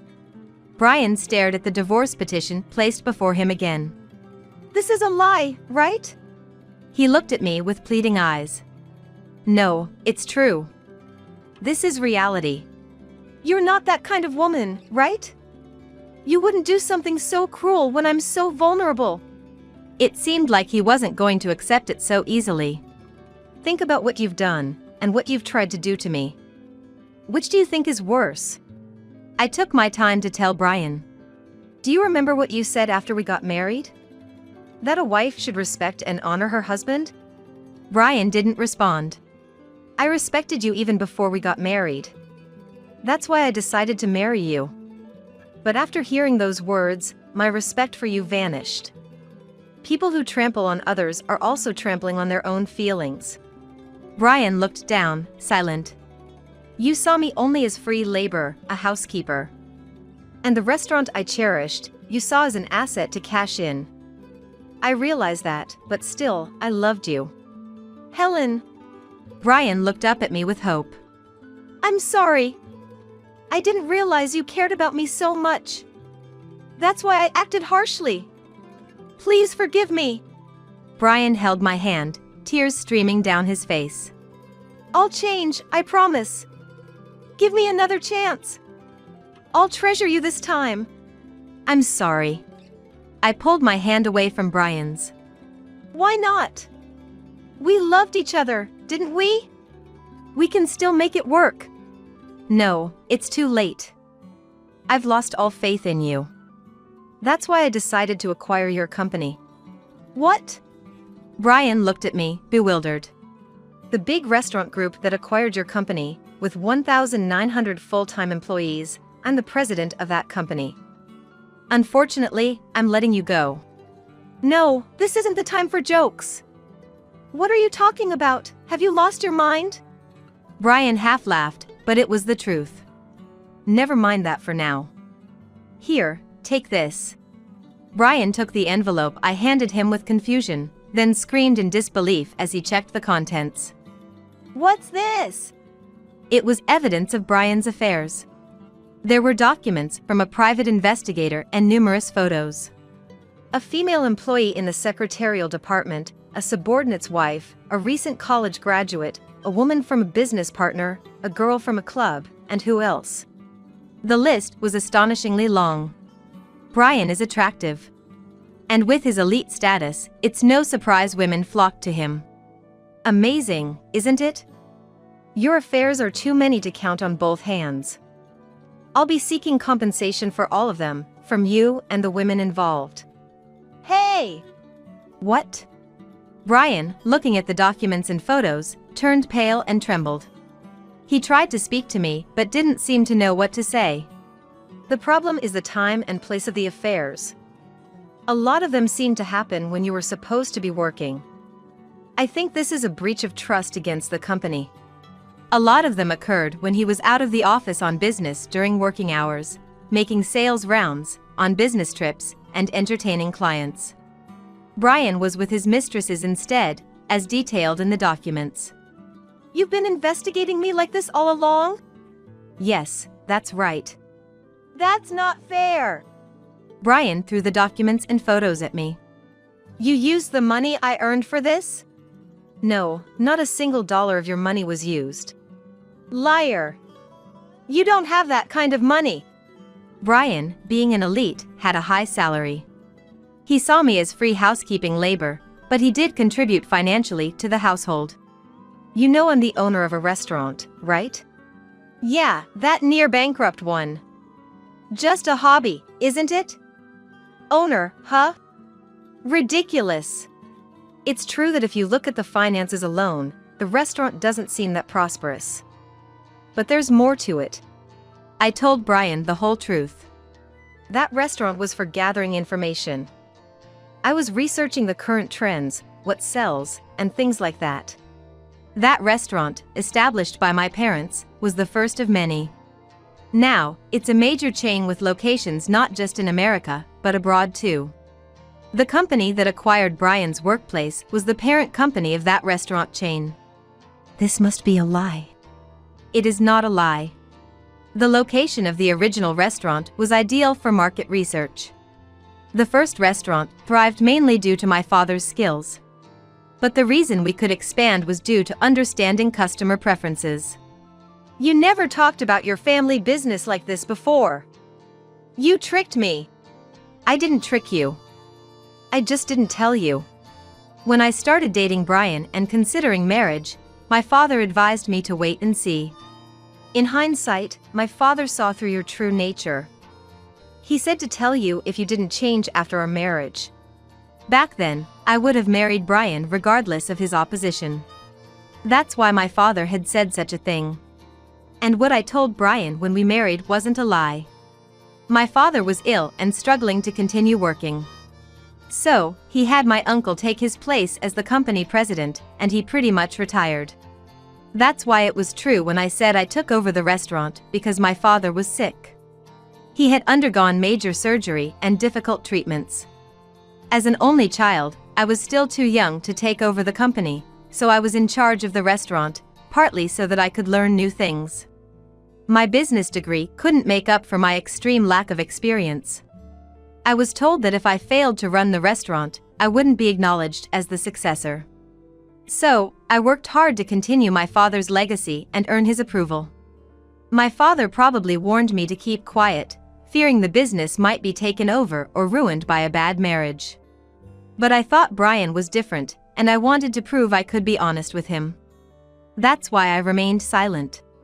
Well, I was disappointed. My father even told me that if Brian wasn't the man I thought, I should resolve it by myself. Of course, that's what I should do. There was no way I could run such a large corporation if I couldn't handle something as small as this.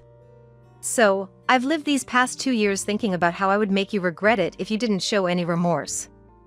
Though, at the same time, I hoped you'd change your ways. I sighed, picked up my mobile phone, and made a call. The person on the other end answered right away, so I just said what I needed to and hung up. Immediately, the bell to the front entrance rang, so I unlocked it to let the visitor in. Who's that? Just watch. Soon the doorbell rang, and I invited the guest in. The company president. It was the former president of the company Brian worked for, soon to be mine.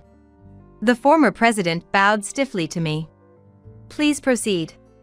The former president silently handed Brian a document. Termination notice. It was an official document. Brian was being fired for misconduct, including meeting women during work hours and charging personal expenses as business entertainment. In exchange for firing Brian, I promised the former president that he could continue as the company's president, and he agreed to the condition. Even minor misdeeds can accumulate into a major offense. What you did constitutes a serious breach of trust. It's only fair that you're dismissed." Brian stood in shock, but I had no intention of letting him off the hook. "If you understand, would you please leave now?" "Why should I? This is my house." "This place is rented, right? The landlord says you can't stay here anymore. He doesn't want to rent it to you." Brian looked completely confused. I decided to elaborate further. "I bought this apartment. And you seem to have forgotten, but the lease was only until last month. So, you no longer have the right to live here. I don't plan on renewing the contract." Brian was speechless.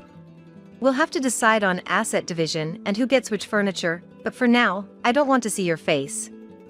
Could you go back to your parents' house? Sarah is about to be discharged from the hospital, isn't she?" Sarah was scheduled to be discharged in a few days after a month-long stay in the hospital.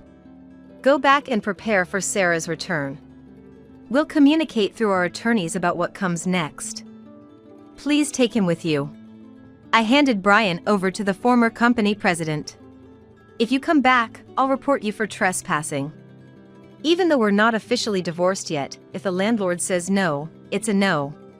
Brian left the room with the former company president silently. There was still more work to be done, but I have reached the end of a chapter. After Brian went back home, I started receiving calls persistently from my in-laws, having heard about the divorce. "Helen, you're so amazing. Why didn't you tell us? You truly are our son's wife. We are so proud of you." Getting a divorce must be a joke, right? Helen, you loved Brian so much. Can't you forgive a fling or two? That's just men being men. At first, they were arrogant, but when they realized my resolve to get a divorce was firm, they resorted to threats. "You got Brian fired. What are you going to do about that?" "We'll demand compensation. What you did is unthinkable for our son's wife. Hiring a detective to investigate your husband's behavior. Imagine how it would affect your reputation if it gets out." When I confidently told them to go ahead with claiming compensation and leaking information about me, they finally shifted to begging. "Helen, I'm really sorry. It felt like you took Brian away from me, and I acted spitefully. Please understand. What are we supposed to do if you leave us?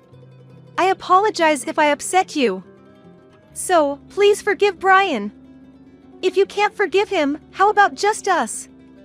We were family once, after all." Of course, I refused everything they had said to me. "I've said it over and over again, but I'm divorcing Brian. If you keep pestering me, I'll report you to the police and consider taking legal action." After consulting with my attorney, we sent them a formal warning, and they finally stopped contacting me. I made sure Brian paid the compensation. And I ensured it was paid from the assets we divided. Luckily, his high salary meant he had savings. Now jobless and without savings, he's back living with his parents. He found a job in the service industry that he once looked down upon, working from early morning till late at night. Considering he had affairs with other men's wives, he's also facing compensation claims from their husbands. I hope he works hard and pays it all off, no matter how many years it takes. I talked to the women with whom he had cheated. All of them apologized, saying they weren't serious and were just in it for Brian's money and elite status. While I had anticipated this, any relationship with a married person, regardless of the reason, is a legal offense and can be subject to a lawsuit. I made sure these women understood the severity of their actions by legally requiring them to pay compensation. Hopefully, this will be a lesson, and they won't repeat the same mistake. After that, I officially took over as the company president from my uncle. I appointed my uncle as the chairman to continue receiving his help and advice. Although my father's condition has stabilized, he's not in a state to work. But seeing me take over the company, he started seeing to bring him peace, and his spirits noticeably improved. Occasionally, he still offers his thoughts and advice, which I value greatly. I hope my parents live as long as possible. Right now, that's my greatest wish. I've caused them so much worry by getting involved with such an awful man. I gave my parents a lot of trouble, but I resolved my problems all on my own. That seemed to make my father approve of me as a manager.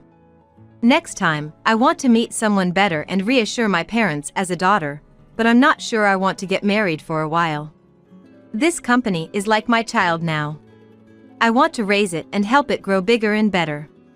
As a company president, I'm just taking my first steps. But I believe a bright future lies ahead on this path. And of course, I'm still running that restaurant. This restaurant was where my parents began their business, and it was the start of my career. In a way, it's like my first child that I shall cherish for the rest of my life. I want to treasure it forever so that I never forget where I came from. Hey, Abigail. Are you really okay? On the morning of the field trip, I asked my granddaughter Abigail. But Abigail replied, I'm fine. Plus, I'm looking forward to Grandma's delicious sandwiches, so I'm going. And left the house earlier than usual. I watched Abigail head to school with a prayerful heart. I hope it ends up being a fun day. I couldn't help but wish. But my wish didn't come true. Just 30 minutes later, the worst happened. Abigail! What happened?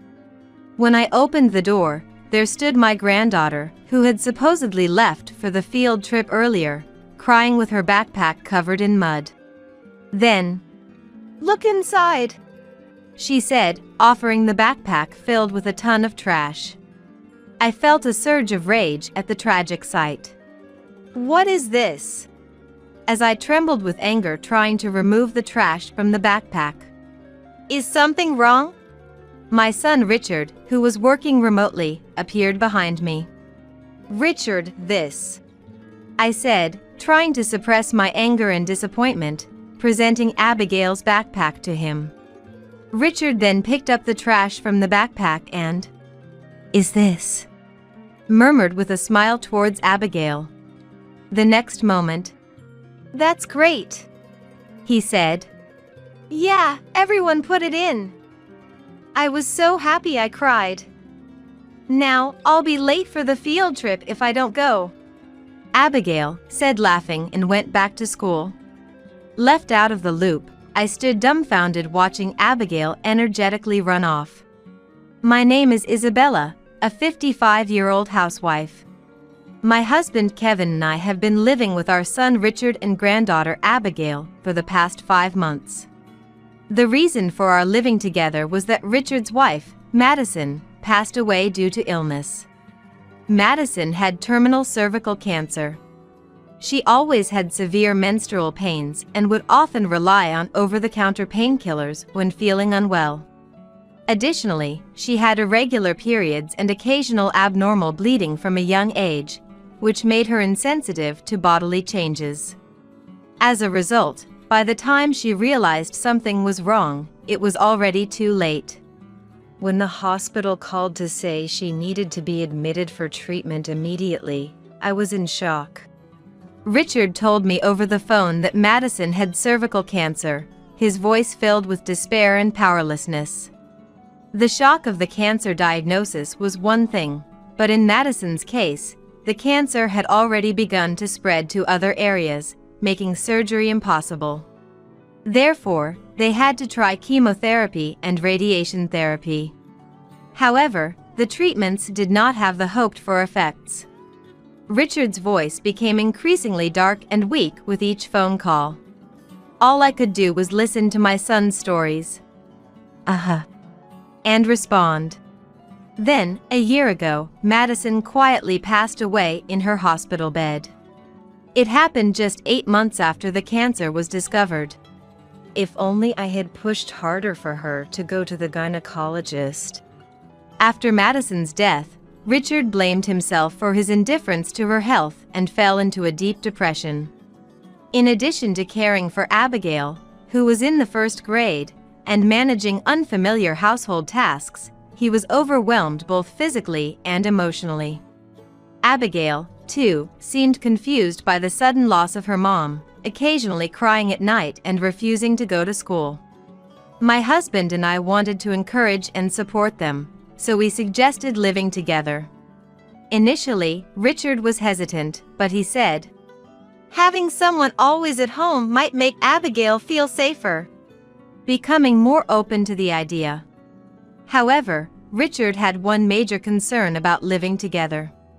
It was that Abigail would have to transfer schools as we moved in together.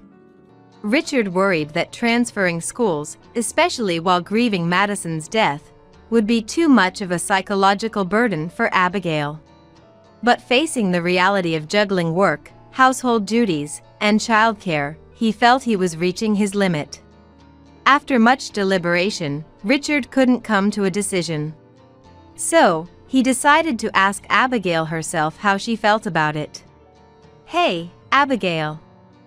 Grandma and Grandpa said they'd like us to live with them at their house. What do you think?" Live at Grandma and Grandpa's house? I want to go. Is that so? It means you'll have to change schools. Is that okay? What does change schools mean? It means just like moving houses, you'll move to a new school. So, you won't see your current school friends anymore. Is that okay? I see. Does Dad want to move? Dad is fine with whatever. What you want is most important. Then I want to move. That means Grandma will always be with me, right? Yes, both Grandma and Grandpa will be with you always. So, let's start preparing for the move, okay? Abigail nodded strongly in agreement to Richard's final confirmation. Thus, my son's family came to live with us. Later on, I learned that Abigail decided to move for Richard's sake. Dad looks so busy with work every day, and he seems really busy with things like my homework and meals. So, I thought it would be easier for Dad if Grandma and Grandpa were with us. When Madison was in critical condition, I had stayed at Richard's house and took over all the household duties. It seems Abigail thought that living with us would reduce Richard's burden based on that experience. Both my husband and I were deeply touched by Abigail's kindness. And so, in place of busy Richard, we gave all our love and time to Abigail. Perhaps because of our efforts, Abigail, who was initially quiet and reserved after moving, gradually began to regain her former brightness.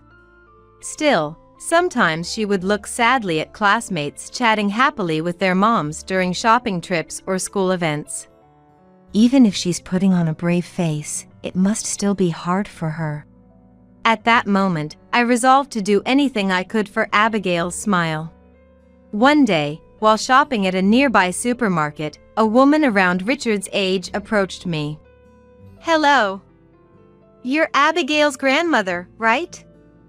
I'm the mom of Scarlett, who's in the same class. My daughter always talks about how kind you are." This woman, who introduced herself as Elizabeth, approached me with a strong perfume scent and a forced smile. I recognized her face, so I knew immediately she was a parent from the same class. However, I didn't have a very good impression of Elizabeth. The reason is, when I attended a school event in place of Richard, Elizabeth and other moms would look at me and Abigail and laugh, sharing rumors. I thought it might be a misunderstanding at first, but the same happened even when Richard attended. I thought she was quite rude. But since we were just classmates' parents and didn't interact much, I decided not to worry about it. Being unexpectedly approached by someone I was not comfortable with. What should I do?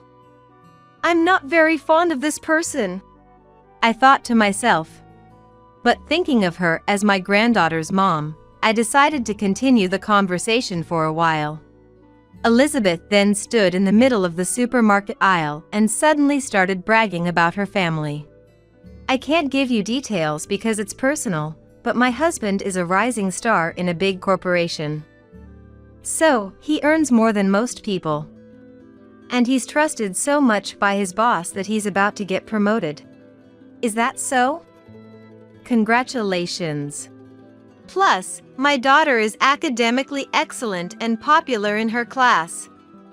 She was even scouted to be a kids model. That's impressive. I should be going soon. Thinking it wasn't a conversation worth blocking the supermarket aisle for, I attempted to leave. Then Elizabeth, "Just listen till the end, I'm not finished," raised her voice suddenly. Taken aback by her abrupt change, I involuntarily stopped. "This is why I hate dealing with old people. Anyway, what I'm saying is, your granddaughter is a bad influence, so I'd appreciate it if she didn't associate with my daughter anymore." Eh? What do you mean? Abigail's mom died from an illness, right? It's really sad for Abigail, left behind. She still looks sad sometimes. It's like she's spreading unhappiness? Like a walking misfortune? What are you trying to say? Basically, Abigail's presence is bothersome. What are you talking about? It's a critical time for us. My husband is up for a promotion. So, I've told my daughter not to hang out with Abigail, to avoid catching her bad luck. But Abigail keeps following her around, and it's causing us trouble. Please tell her off firmly."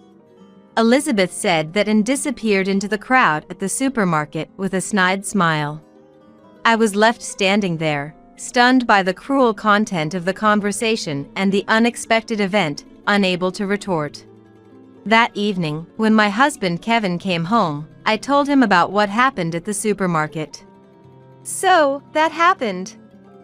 Maybe Abigail is having a hard time at school? What should we do? Call the teacher? Oh, should we consult with Richard first?" Isabella, calm down. Did any other parents say something like this? Eh? No, this was the first time. Then let's just talk to Richard and observe a bit more.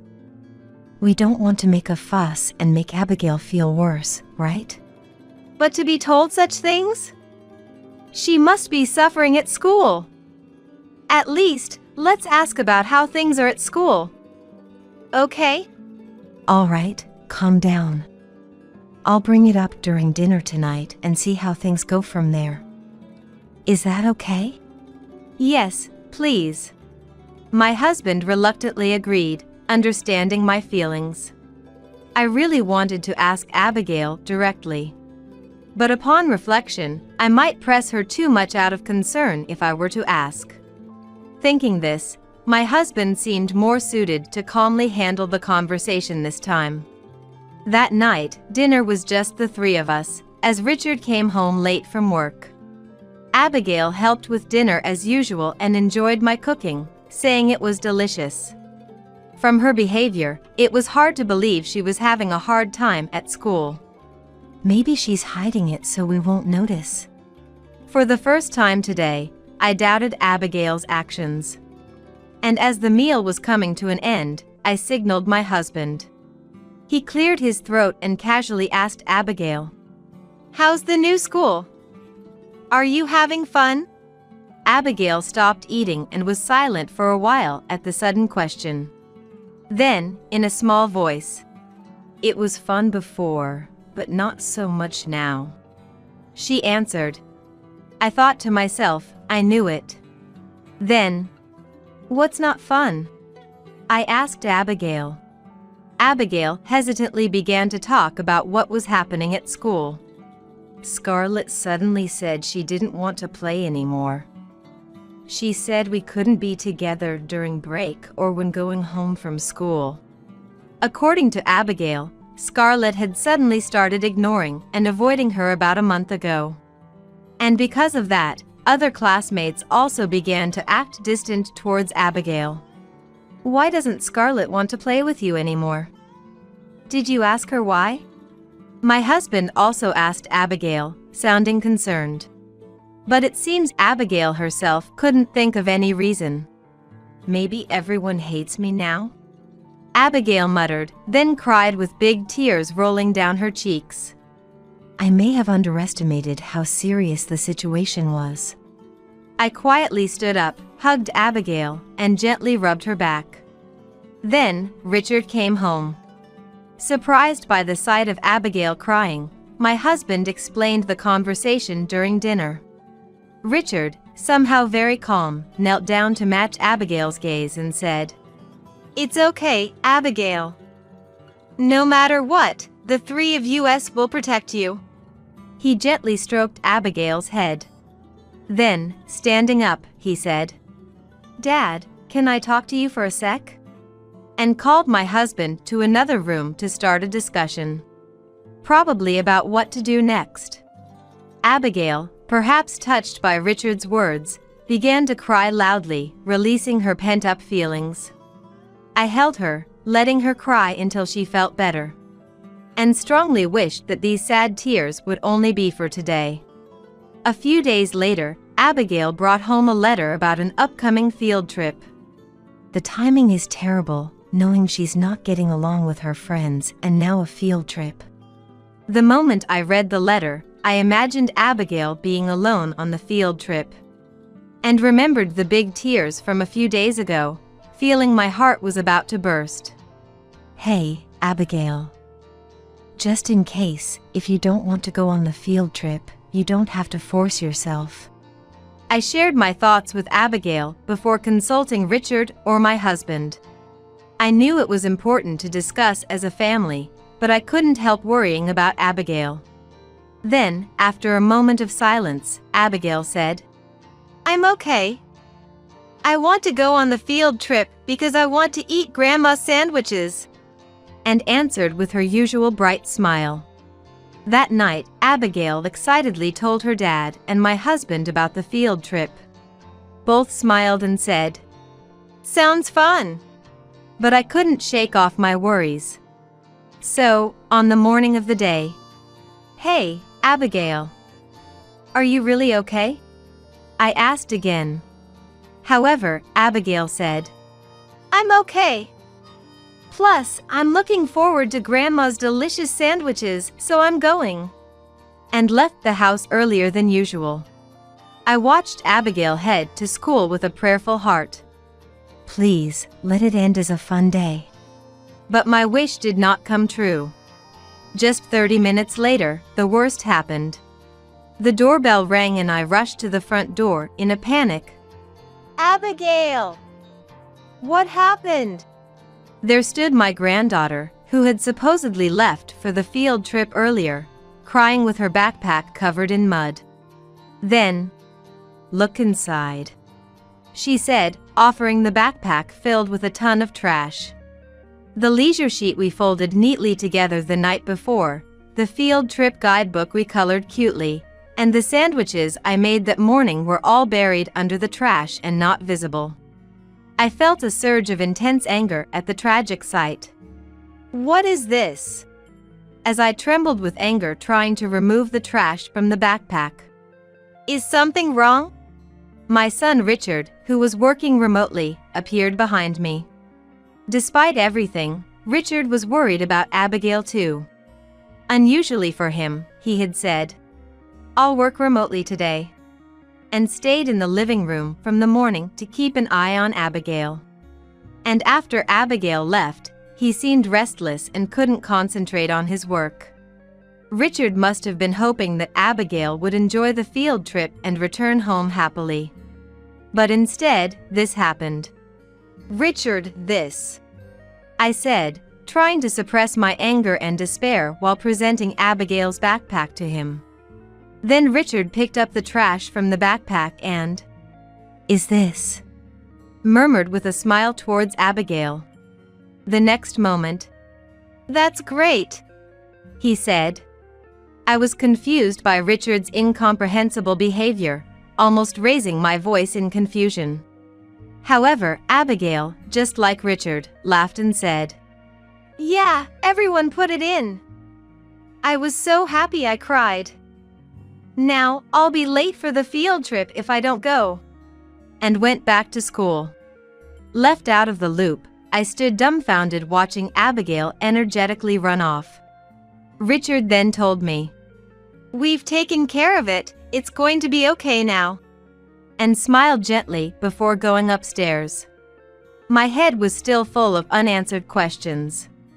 But I didn't want to disturb Richard while he was working, so I silently started to clean up the dishes in the living room.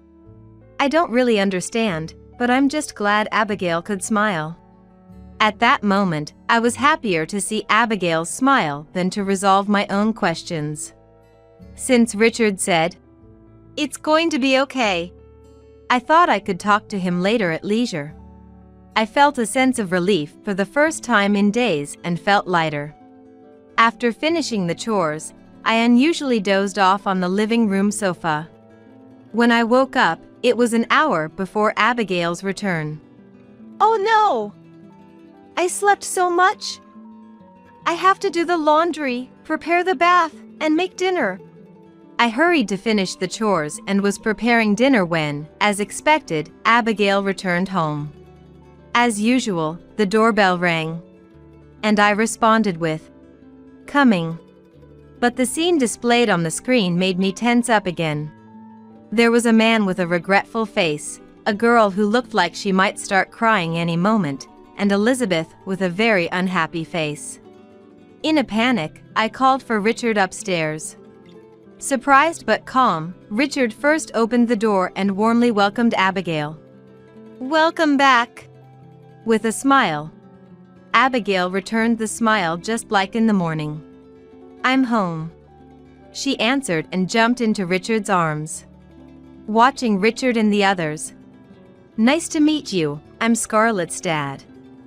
May I have a moment of your time?" The unfamiliar man spoke in a weak voice.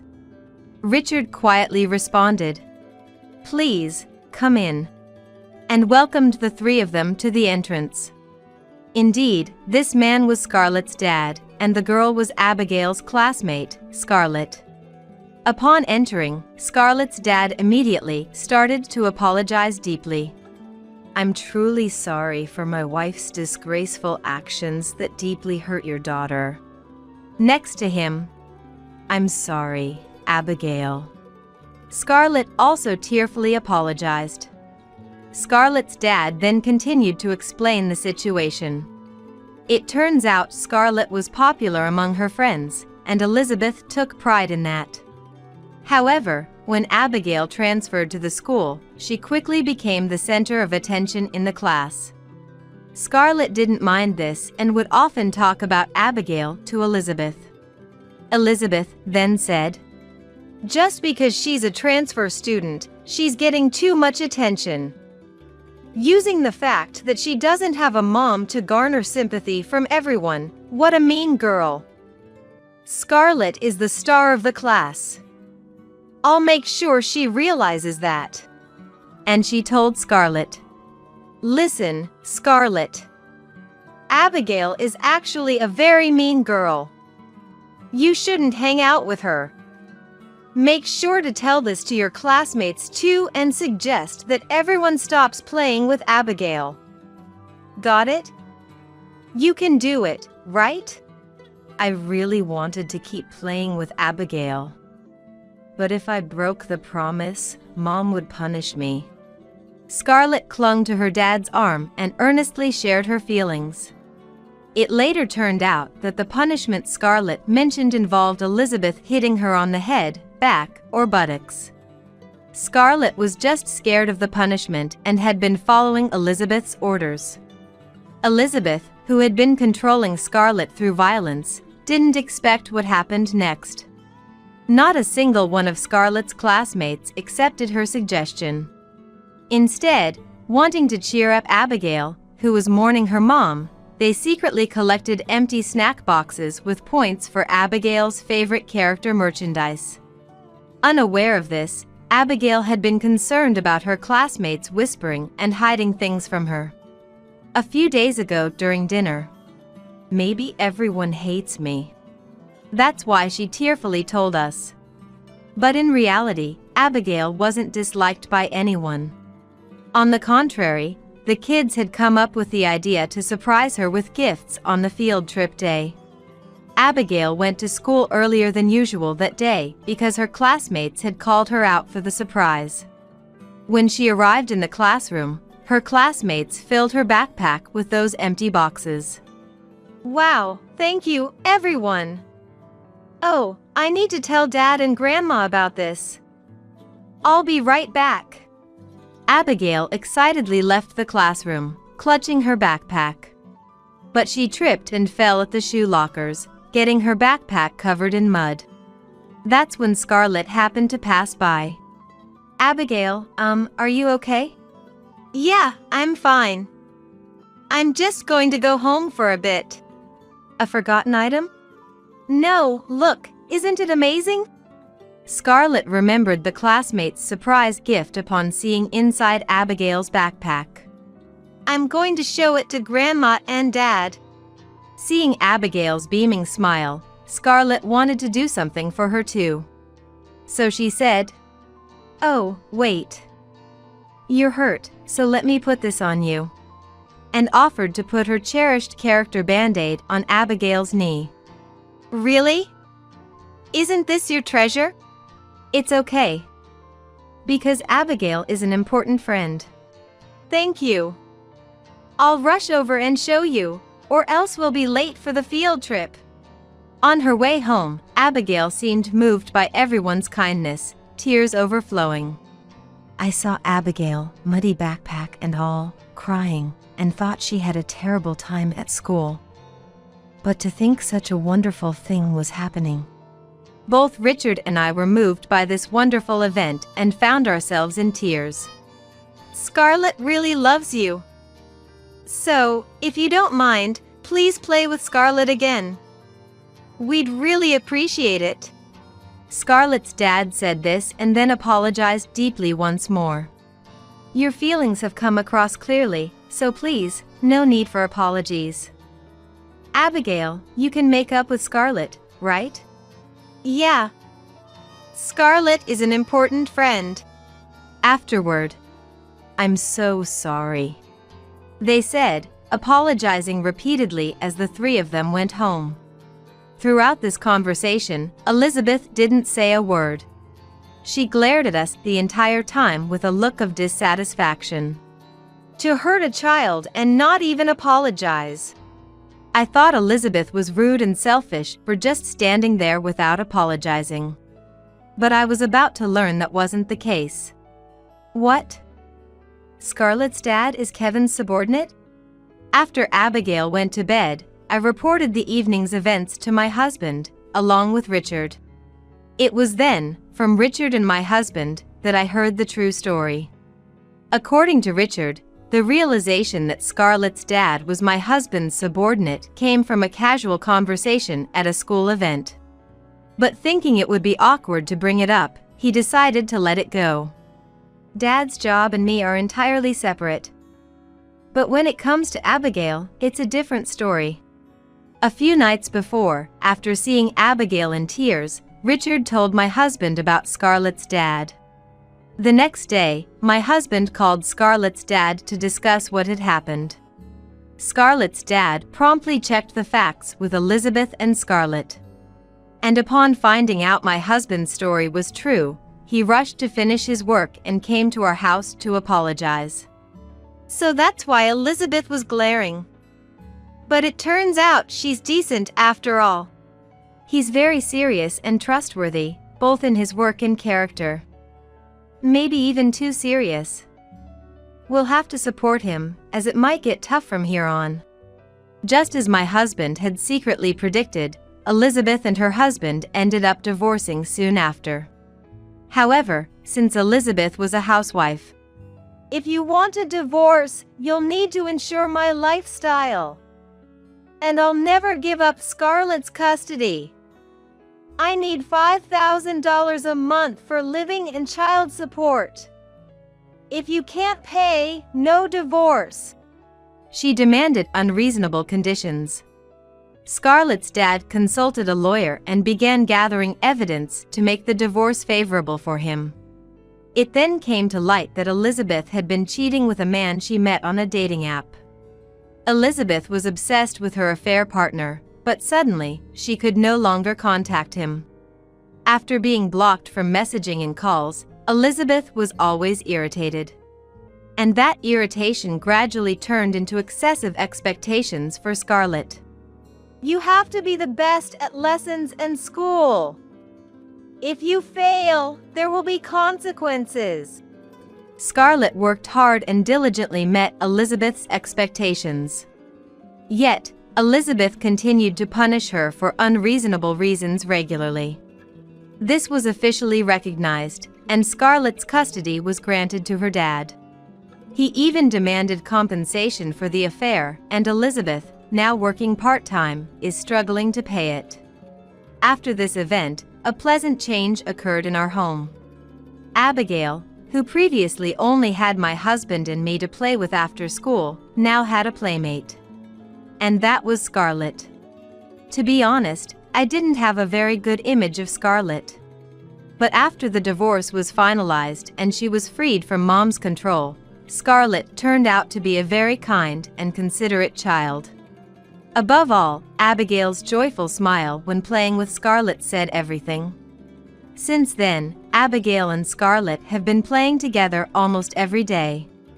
I am now very happy to see Abigail's smile every day, something I've always wished for. And I plan to continue pouring unwavering love into Abigail, hoping this happiness lasts forever. I wish I never had a daughter. My mother Chloe screamed hysterically. Once you're in high school, you're out of here. My father David threw things as he spoke. Our younger brother Daniel, years apart, looked at us with a mocking sneer. This house is like a dwelling for demons. Even without a place to go, we must leave soon. For the sake of my precious sister Sophia and my own life. My name is Amelia. This spring, I joyously turned 40. When I was about 20, I thought being in my 40s was ages away, but after turning 25, the countdown of age seemed to speed up. But back in my teens, every day felt endlessly hellish. I have a twin sister, Sophia. Our family runs a small chain of restaurants in the city. Well, it's just about 3 restaurants, nothing grand. It's not an age-old family business. It expanded to 2 under my grandfather and just 1 more since my father took over. Once you step out of the local area, almost no one knows our restaurant's name. Our small restaurants hardly stand a chance against the big chains. Yet, my parents always had this strong sense of being business-owning family. My father was saying so, especially when it came to the issue of succession. My parents unusually desperate, even from a child's perspective. First off, as twins, we were always told, you'll be future star CEOs just for being twins. Grow up beautiful. Thus, from a young age, we underwent rigorous beauty care. It would have been better if we were plain, but unfortunately, we inherited good looks from our reasonably attractive parents. Under their educational policy, we had our eyebrows neatly done as soon as we were aware, and my mother would apply lotion to our skin every day after bath. I wonder now if slathering all those chemicals on a young child's skin did more harm than good. On top of that, we had our own beautician by the age of 5. Unbelievable, right? I've never heard of anyone else having this, but it's true. I couldn't share this with classmates without making them jealous. We were also under strict weight management, hardly ever indulging in sweets or hearty meals as kids.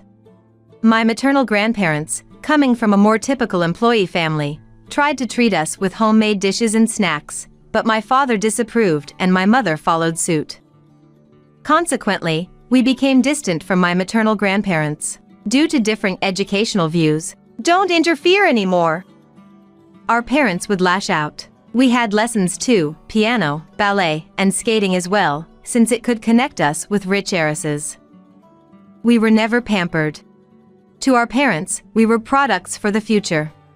Everything was for the sake of expanding the business. As a child, I didn't realize this and genuinely believed, I'm loved by my parents. Their strictness is a sign of love. Someday, I'll take over the business and make them happy. Sophia thought the same. But then, a life-changing event occurred. When we were in elementary school, a baby brother was born. Named Daniel, he was the only boy in the family. Seeing him, a boy is more suitable for succession. Our parents decided. So, they shifted their focus entirely to him, stopping all our lessons and even the strict beauty regimen. The beautician was gone. That would have been fine. But then one night, I overheard my parents talking. I never really wanted a daughter. I thought twins would be good for publicity, but if it's a boy, I couldn't care less. Yeah, I agree. A woman isn't suitable to take over the company. All our shop managers are men, and it's better if men are in charge. When you think about it, having 2 daughters is just a waste of money. What should we do about it, then? They were talking about us as if we were just some bulky trash they needed to get rid of. Up until then, I had convinced myself that their recent coldness was just because they were busy with our little brother.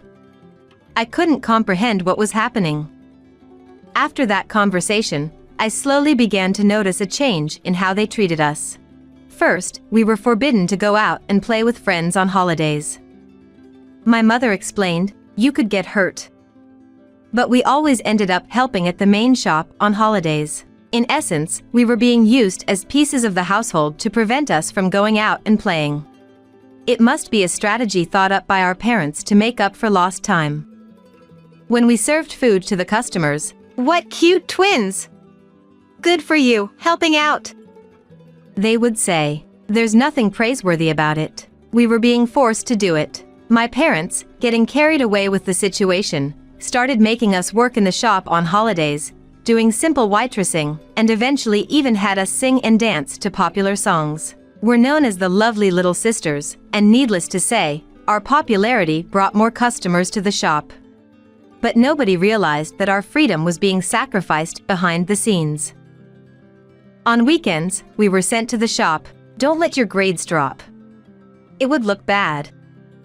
And on weekdays, despite being elementary school students, we had to study late into the night. We couldn't slack off in practicing the songs and dances for the shop. Our overly packed schedule, like that of an unreasonable full-time employee, left us exhausted every day. Perhaps due to fatigue, or maybe stress, our adolescent bodies, despite not eating much, started to gain weight easily. Once our parents realized we were of use to them, they became fussier about our appearances. Make sure you manage your weight, they would say, giving us mostly vegetables, typical of what a model would eat. Although we were never denied food, such a diet was too healthy for a growing teenager. Because of this lifestyle, there were times in middle school when I missed my periods. Meanwhile, my brother Daniel, who had been doing karate since he was young, didn't gain weight easily. He was treated differently. If you're going to be a future entrepreneur, you need to know good food. And he alone ate high-quality ingredients. For a teenager, resentment over food is significant. The treatment from my parents, coupled with the disparity in meals between us siblings. It was enough reason to resent Daniel. I think it was only natural that the bond with Sophia would become stronger.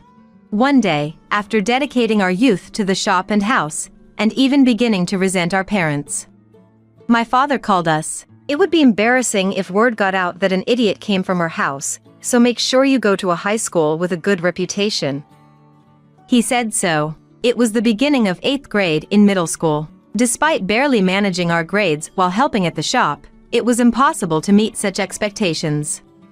I asked if at least we could be excused from helping at the shop, but he didn't listen. Getting into a famous high school becomes a marketing slogan, he said. There was no fighting back for a mere middle schooler. If you end up in a low-tier high school, don't bother coming. Threatened like this, we studied desperately. In the following year, my sister got into the high school our parents wanted, but I didn't. My father was furious, throwing things around, luckily not hitting anyone. But I was terrified he might hit Sophia, who was trying to protect me. My mother also holding her head. Why has it come to this? Why are you so useless? Hysterically yelled. It was like a scene from hell. Was it my fault for not getting into high school? Wasn't my effort worth recognizing? Only Sophia, who understood me, hugged and cried with me. Daniel, resembling our father, looked down on me as if to say, that's why women are. It was infuriating. Why do you have to mess up my life? My father said, if anyone was messing up a life, it was my parents messing up ours, but I couldn't say that. Enough. The family heir is a man. We don't need women. Should have done this sooner. Listen, we'll pay for the tuition, but don't you dare come home. It looks bad. Once you two are in high school, both get out. Don't ever come back. He slammed the newspaper on the floor. At that sound, Sophia and I flinched, looking at each other, tears in her eyes. We couldn't stay here. It wouldn't just be high school. College entrance would be the same. I was a bit weak today, but I am her older sister. Understanding my intention, Sophia nodded. Indeed, she's my other half in this world. Quietly holding each other's hands, we glared at our parents. Understood. And simply replied. My father said, you'll come crying back, but I won't help. But I thought I was not going to cry. A few days later, on the night of our middle school graduation, Sophia and I left home. For about 2 days, we slept in a park, but noticing a homeless person watching us with a creepy smile. We realized living on the streets wasn't feasible for 2 kids. There were no adults we could rely on. That's when the faces of our maternal grandparents came to mind. They had been estranged from us for scolding our parents about proper child rearing. Maybe they would be on our side, but our hope was dashed. Even after explaining our situation to our middle school and borrowing a phone from our former teacher to contact them. I'm sorry, but we don't think of her as a child anymore. We don't want to have anything to do with you guys either. We were rejected by our maternal grandfather, Andrew. Apparently, unbeknownst to us, my mother had been extorting money from them. It was understandable that they wanted nothing to do with us. Just when I thought nothing was going right, how about coming to my place? It might be cramped for 3. Our former teacher Scarlett offered. We knew if our parents filed a missing person report, it could jeopardize Scarlett's position because of us, runaway girls. But we also knew our parents wouldn't bother. Most importantly, there was no one else we could unconditionally trust and rely on. We said, please, teacher. With asking for shake hands. Sensing our tension, Scarlett joked a bit. Understood. And smiled. Thus, a new life began for Scarlett and 2 of us. Even if you're a bottom-tier high school, you still pay tuition. Our parents said they'd pay for tuition, but in reality, we were treated as if we declined enrollment. They would have thought once we left home, it should be better to spend all the money on Daniel. We can't even go to school. As we were disheartened, Scarlett offered. Can you do part-time? I wish I could cover all expenses, but it's a bit tough right now. I'll support you in other ways. Like this, right? High school students can work part-time. We weren't like before. Realizing that, it seemed Sophia had the same thought. We don't need money. But could you help us with our studies? Scarlett was surprised at our request. Of course, but what will you do? We'll save money working part-time for a year. No, 2 years. Then we'll go to high school. But our studies might suffer, that's why we need you. You can rely on me for money. No, it's not that. Relying on you would feel like losing to our parents. It's probably just us, but we want to prove them wrong on our own. She was silent for a while, contemplating. It's understandable, we were planning to delay it for a year or 2, just out of spite for our parents. Was it the right resolve, or just childish stubbornness? After a pause, all right, she said. A year later, Sophia and I worked multiple part-time jobs and, with Scarlett's advice, entered an online high school. It was cheaper and we could continue working. We also rented a room next to Scarlett's house. We didn't want to compromise her position by living with her continuously, though we never wanted to contact our parents again. We need your consent to rent a house. We reached out. As long as we don't see your faces, do whatever. And they agreed easily. In reality, we hardly lived in that room, mostly staying at Scarlett's place. But it was a necessary precaution. Scarlett helped pay some of the rent. We refused to let her pay it all. She supported us thoroughly, from studies to personal life. Though she was in her 20s and more of a sister, she had become our mom. Thanks to her, we graduated from high school and, despite a delay of about 2 years, made it to a fairly prestigious university. The support from Scarlett was invaluable. At university, Sophia and I had another goal besides graduating. That's why we attended university. That was starting a business. To gain the knowledge and qualifications needed, every day was filled with part-time work, not easy, but we were determined. 3 years after graduating, we finally opened Cafe and Bar ANS Delightful, serving coffee, sweets, pizza, and sandwiches during the day, and alcohol in a stylish setting at night. Cafe and bars weren't as common then, but it caught on, and within 5 years, we opened a second location. We did it, Amelia. Yes, we did. Sophia. We had been betting everything on this second shop long before it opened. Our plan was to establish credibility and confidence, then open this shop near our parents' restaurant. Because that's what I had decided. By chance, a property became available right across from their most cherished third shop, allowing us to open our second shop. It was the start of a delightful revenge, not that we were doing anything special.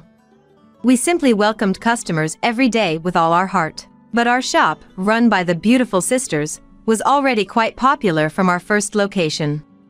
Rumors spread that the popular sisters were temporarily at the second location. The place quickly filled up.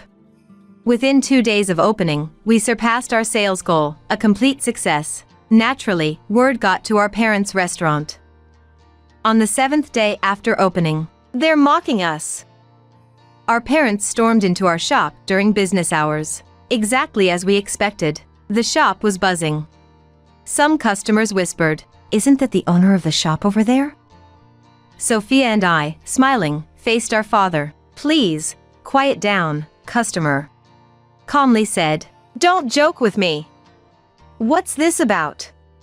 Why open a shop near mine? So selfish. Our customers are decreasing because of here. Sly and unbecoming. Their words made us burst into laughter. Where we set up shop is our choice, as long as we pay the rent, right? We're not joking around. Exactly. Calling us sly and unbecoming. Please don't spout such vulgar words in front of the customers. Our overly calm only aggravated them more. After all, they had us working in customer service since we were kids. Controlling our emotions like this was easy. Then, what an attitude towards your parents! Our father shouted, the shop stirred. Parents? What, a family feud? Curious and confused glances turned towards us. Parents? You mean the ones who forced us to work in their shop as children and threw us out for not getting into the high school they wanted? Considering parents as those who treated their child as a product, enforcing weight control and stealing freedom? Our words caused a murmur among the customers. That's terrible. Or, so that's the kind of person he is. I hear words like, some customers, who knew us from childhood, that place has been strange since they had a boy, commented. Our parents, realizing the tense atmosphere, turned pale. No! That's not it. These girls are just rebellious. We only had them help in the shop for social learning. Our father was explaining with an over-gesture to everyone, but it backfired. I can't believe it. They must be telling the truth about their father. Isn't it a case for child services? Admitting they had to help is just ridiculous. The customer's exchange was unstoppable, and he kept repeating, That's not it. But no one listened. Our mother, I protected these kids, trying to claim her innocence, said, Could you please leave? You guys are disturbing the other customers, I said, attempting to escort them out when suddenly, Shut up. Our father raised his fist at me. I instinctively shrank back. Then, Stop it. An elderly man, who had been quietly enjoying his sandwich and coffee, intervened. Enough. How embarrassing. You two are disturbing people's meals. Get out. Other customers joined in. That's right, get out. I got a call asking me to leave. What is it? Angry, our parents were quickly escorted out by a burly customer. He whispered something in their ears, turning their faces pale, and they never came back in. The shop erupted in applause. You all had it tough. We support you. Keep going. Encouraged by these kind words, we said, It's good to have a shop. That's what I thought from the bottom of my heart. Later on, our shop became the talk of the town after the incident with our parents, leading to the closure of all 3 of their shops. It turns out, the elderly man who saved me from our father's punch was our neighbor. His spreading of the incident branded their chain as run by a violent manager, causing a loss of popularity. While their customers dispersed, many became our regulars, liking our shop, thanks to the elderly man. With our parents' business gone, Daniel, who had been groomed as the successor, was lost. He blamed us for his ruined life and wreaked havoc at home, giving our parents a hard time. Soon after, our mother called, pleading to at least employ him in our shop. Of course, we politely refused. Our shop, run by beautiful sisters, only hires beautiful-hearted people.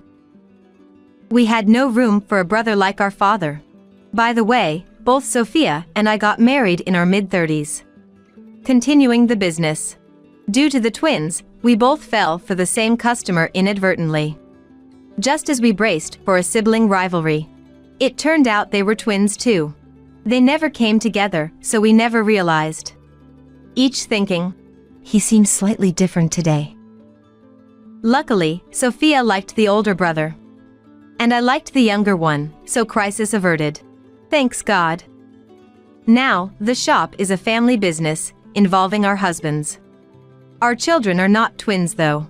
All they look so alike with each other as they could be siblings, the power of twin genes. We have no plans to train them for business, but seeing their interest in playing shop, they might be standing at the shop's front soon. What a joy that would be. As for our teacher Scarlett, she married around the time we opened our shop. Now, you two are settled. Saying so in her happy wedding, which was impression.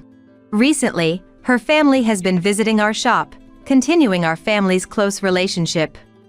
We've repaid all the rent and support she gave us, but I still want to repay her in various ways. She was more than a mother, a sister, and a mentor. A person who gave us immense and warm love. Someday, we hope to return love to others, like she did. First, to guide our children towards a bright life. All right, let's keep up the good work today.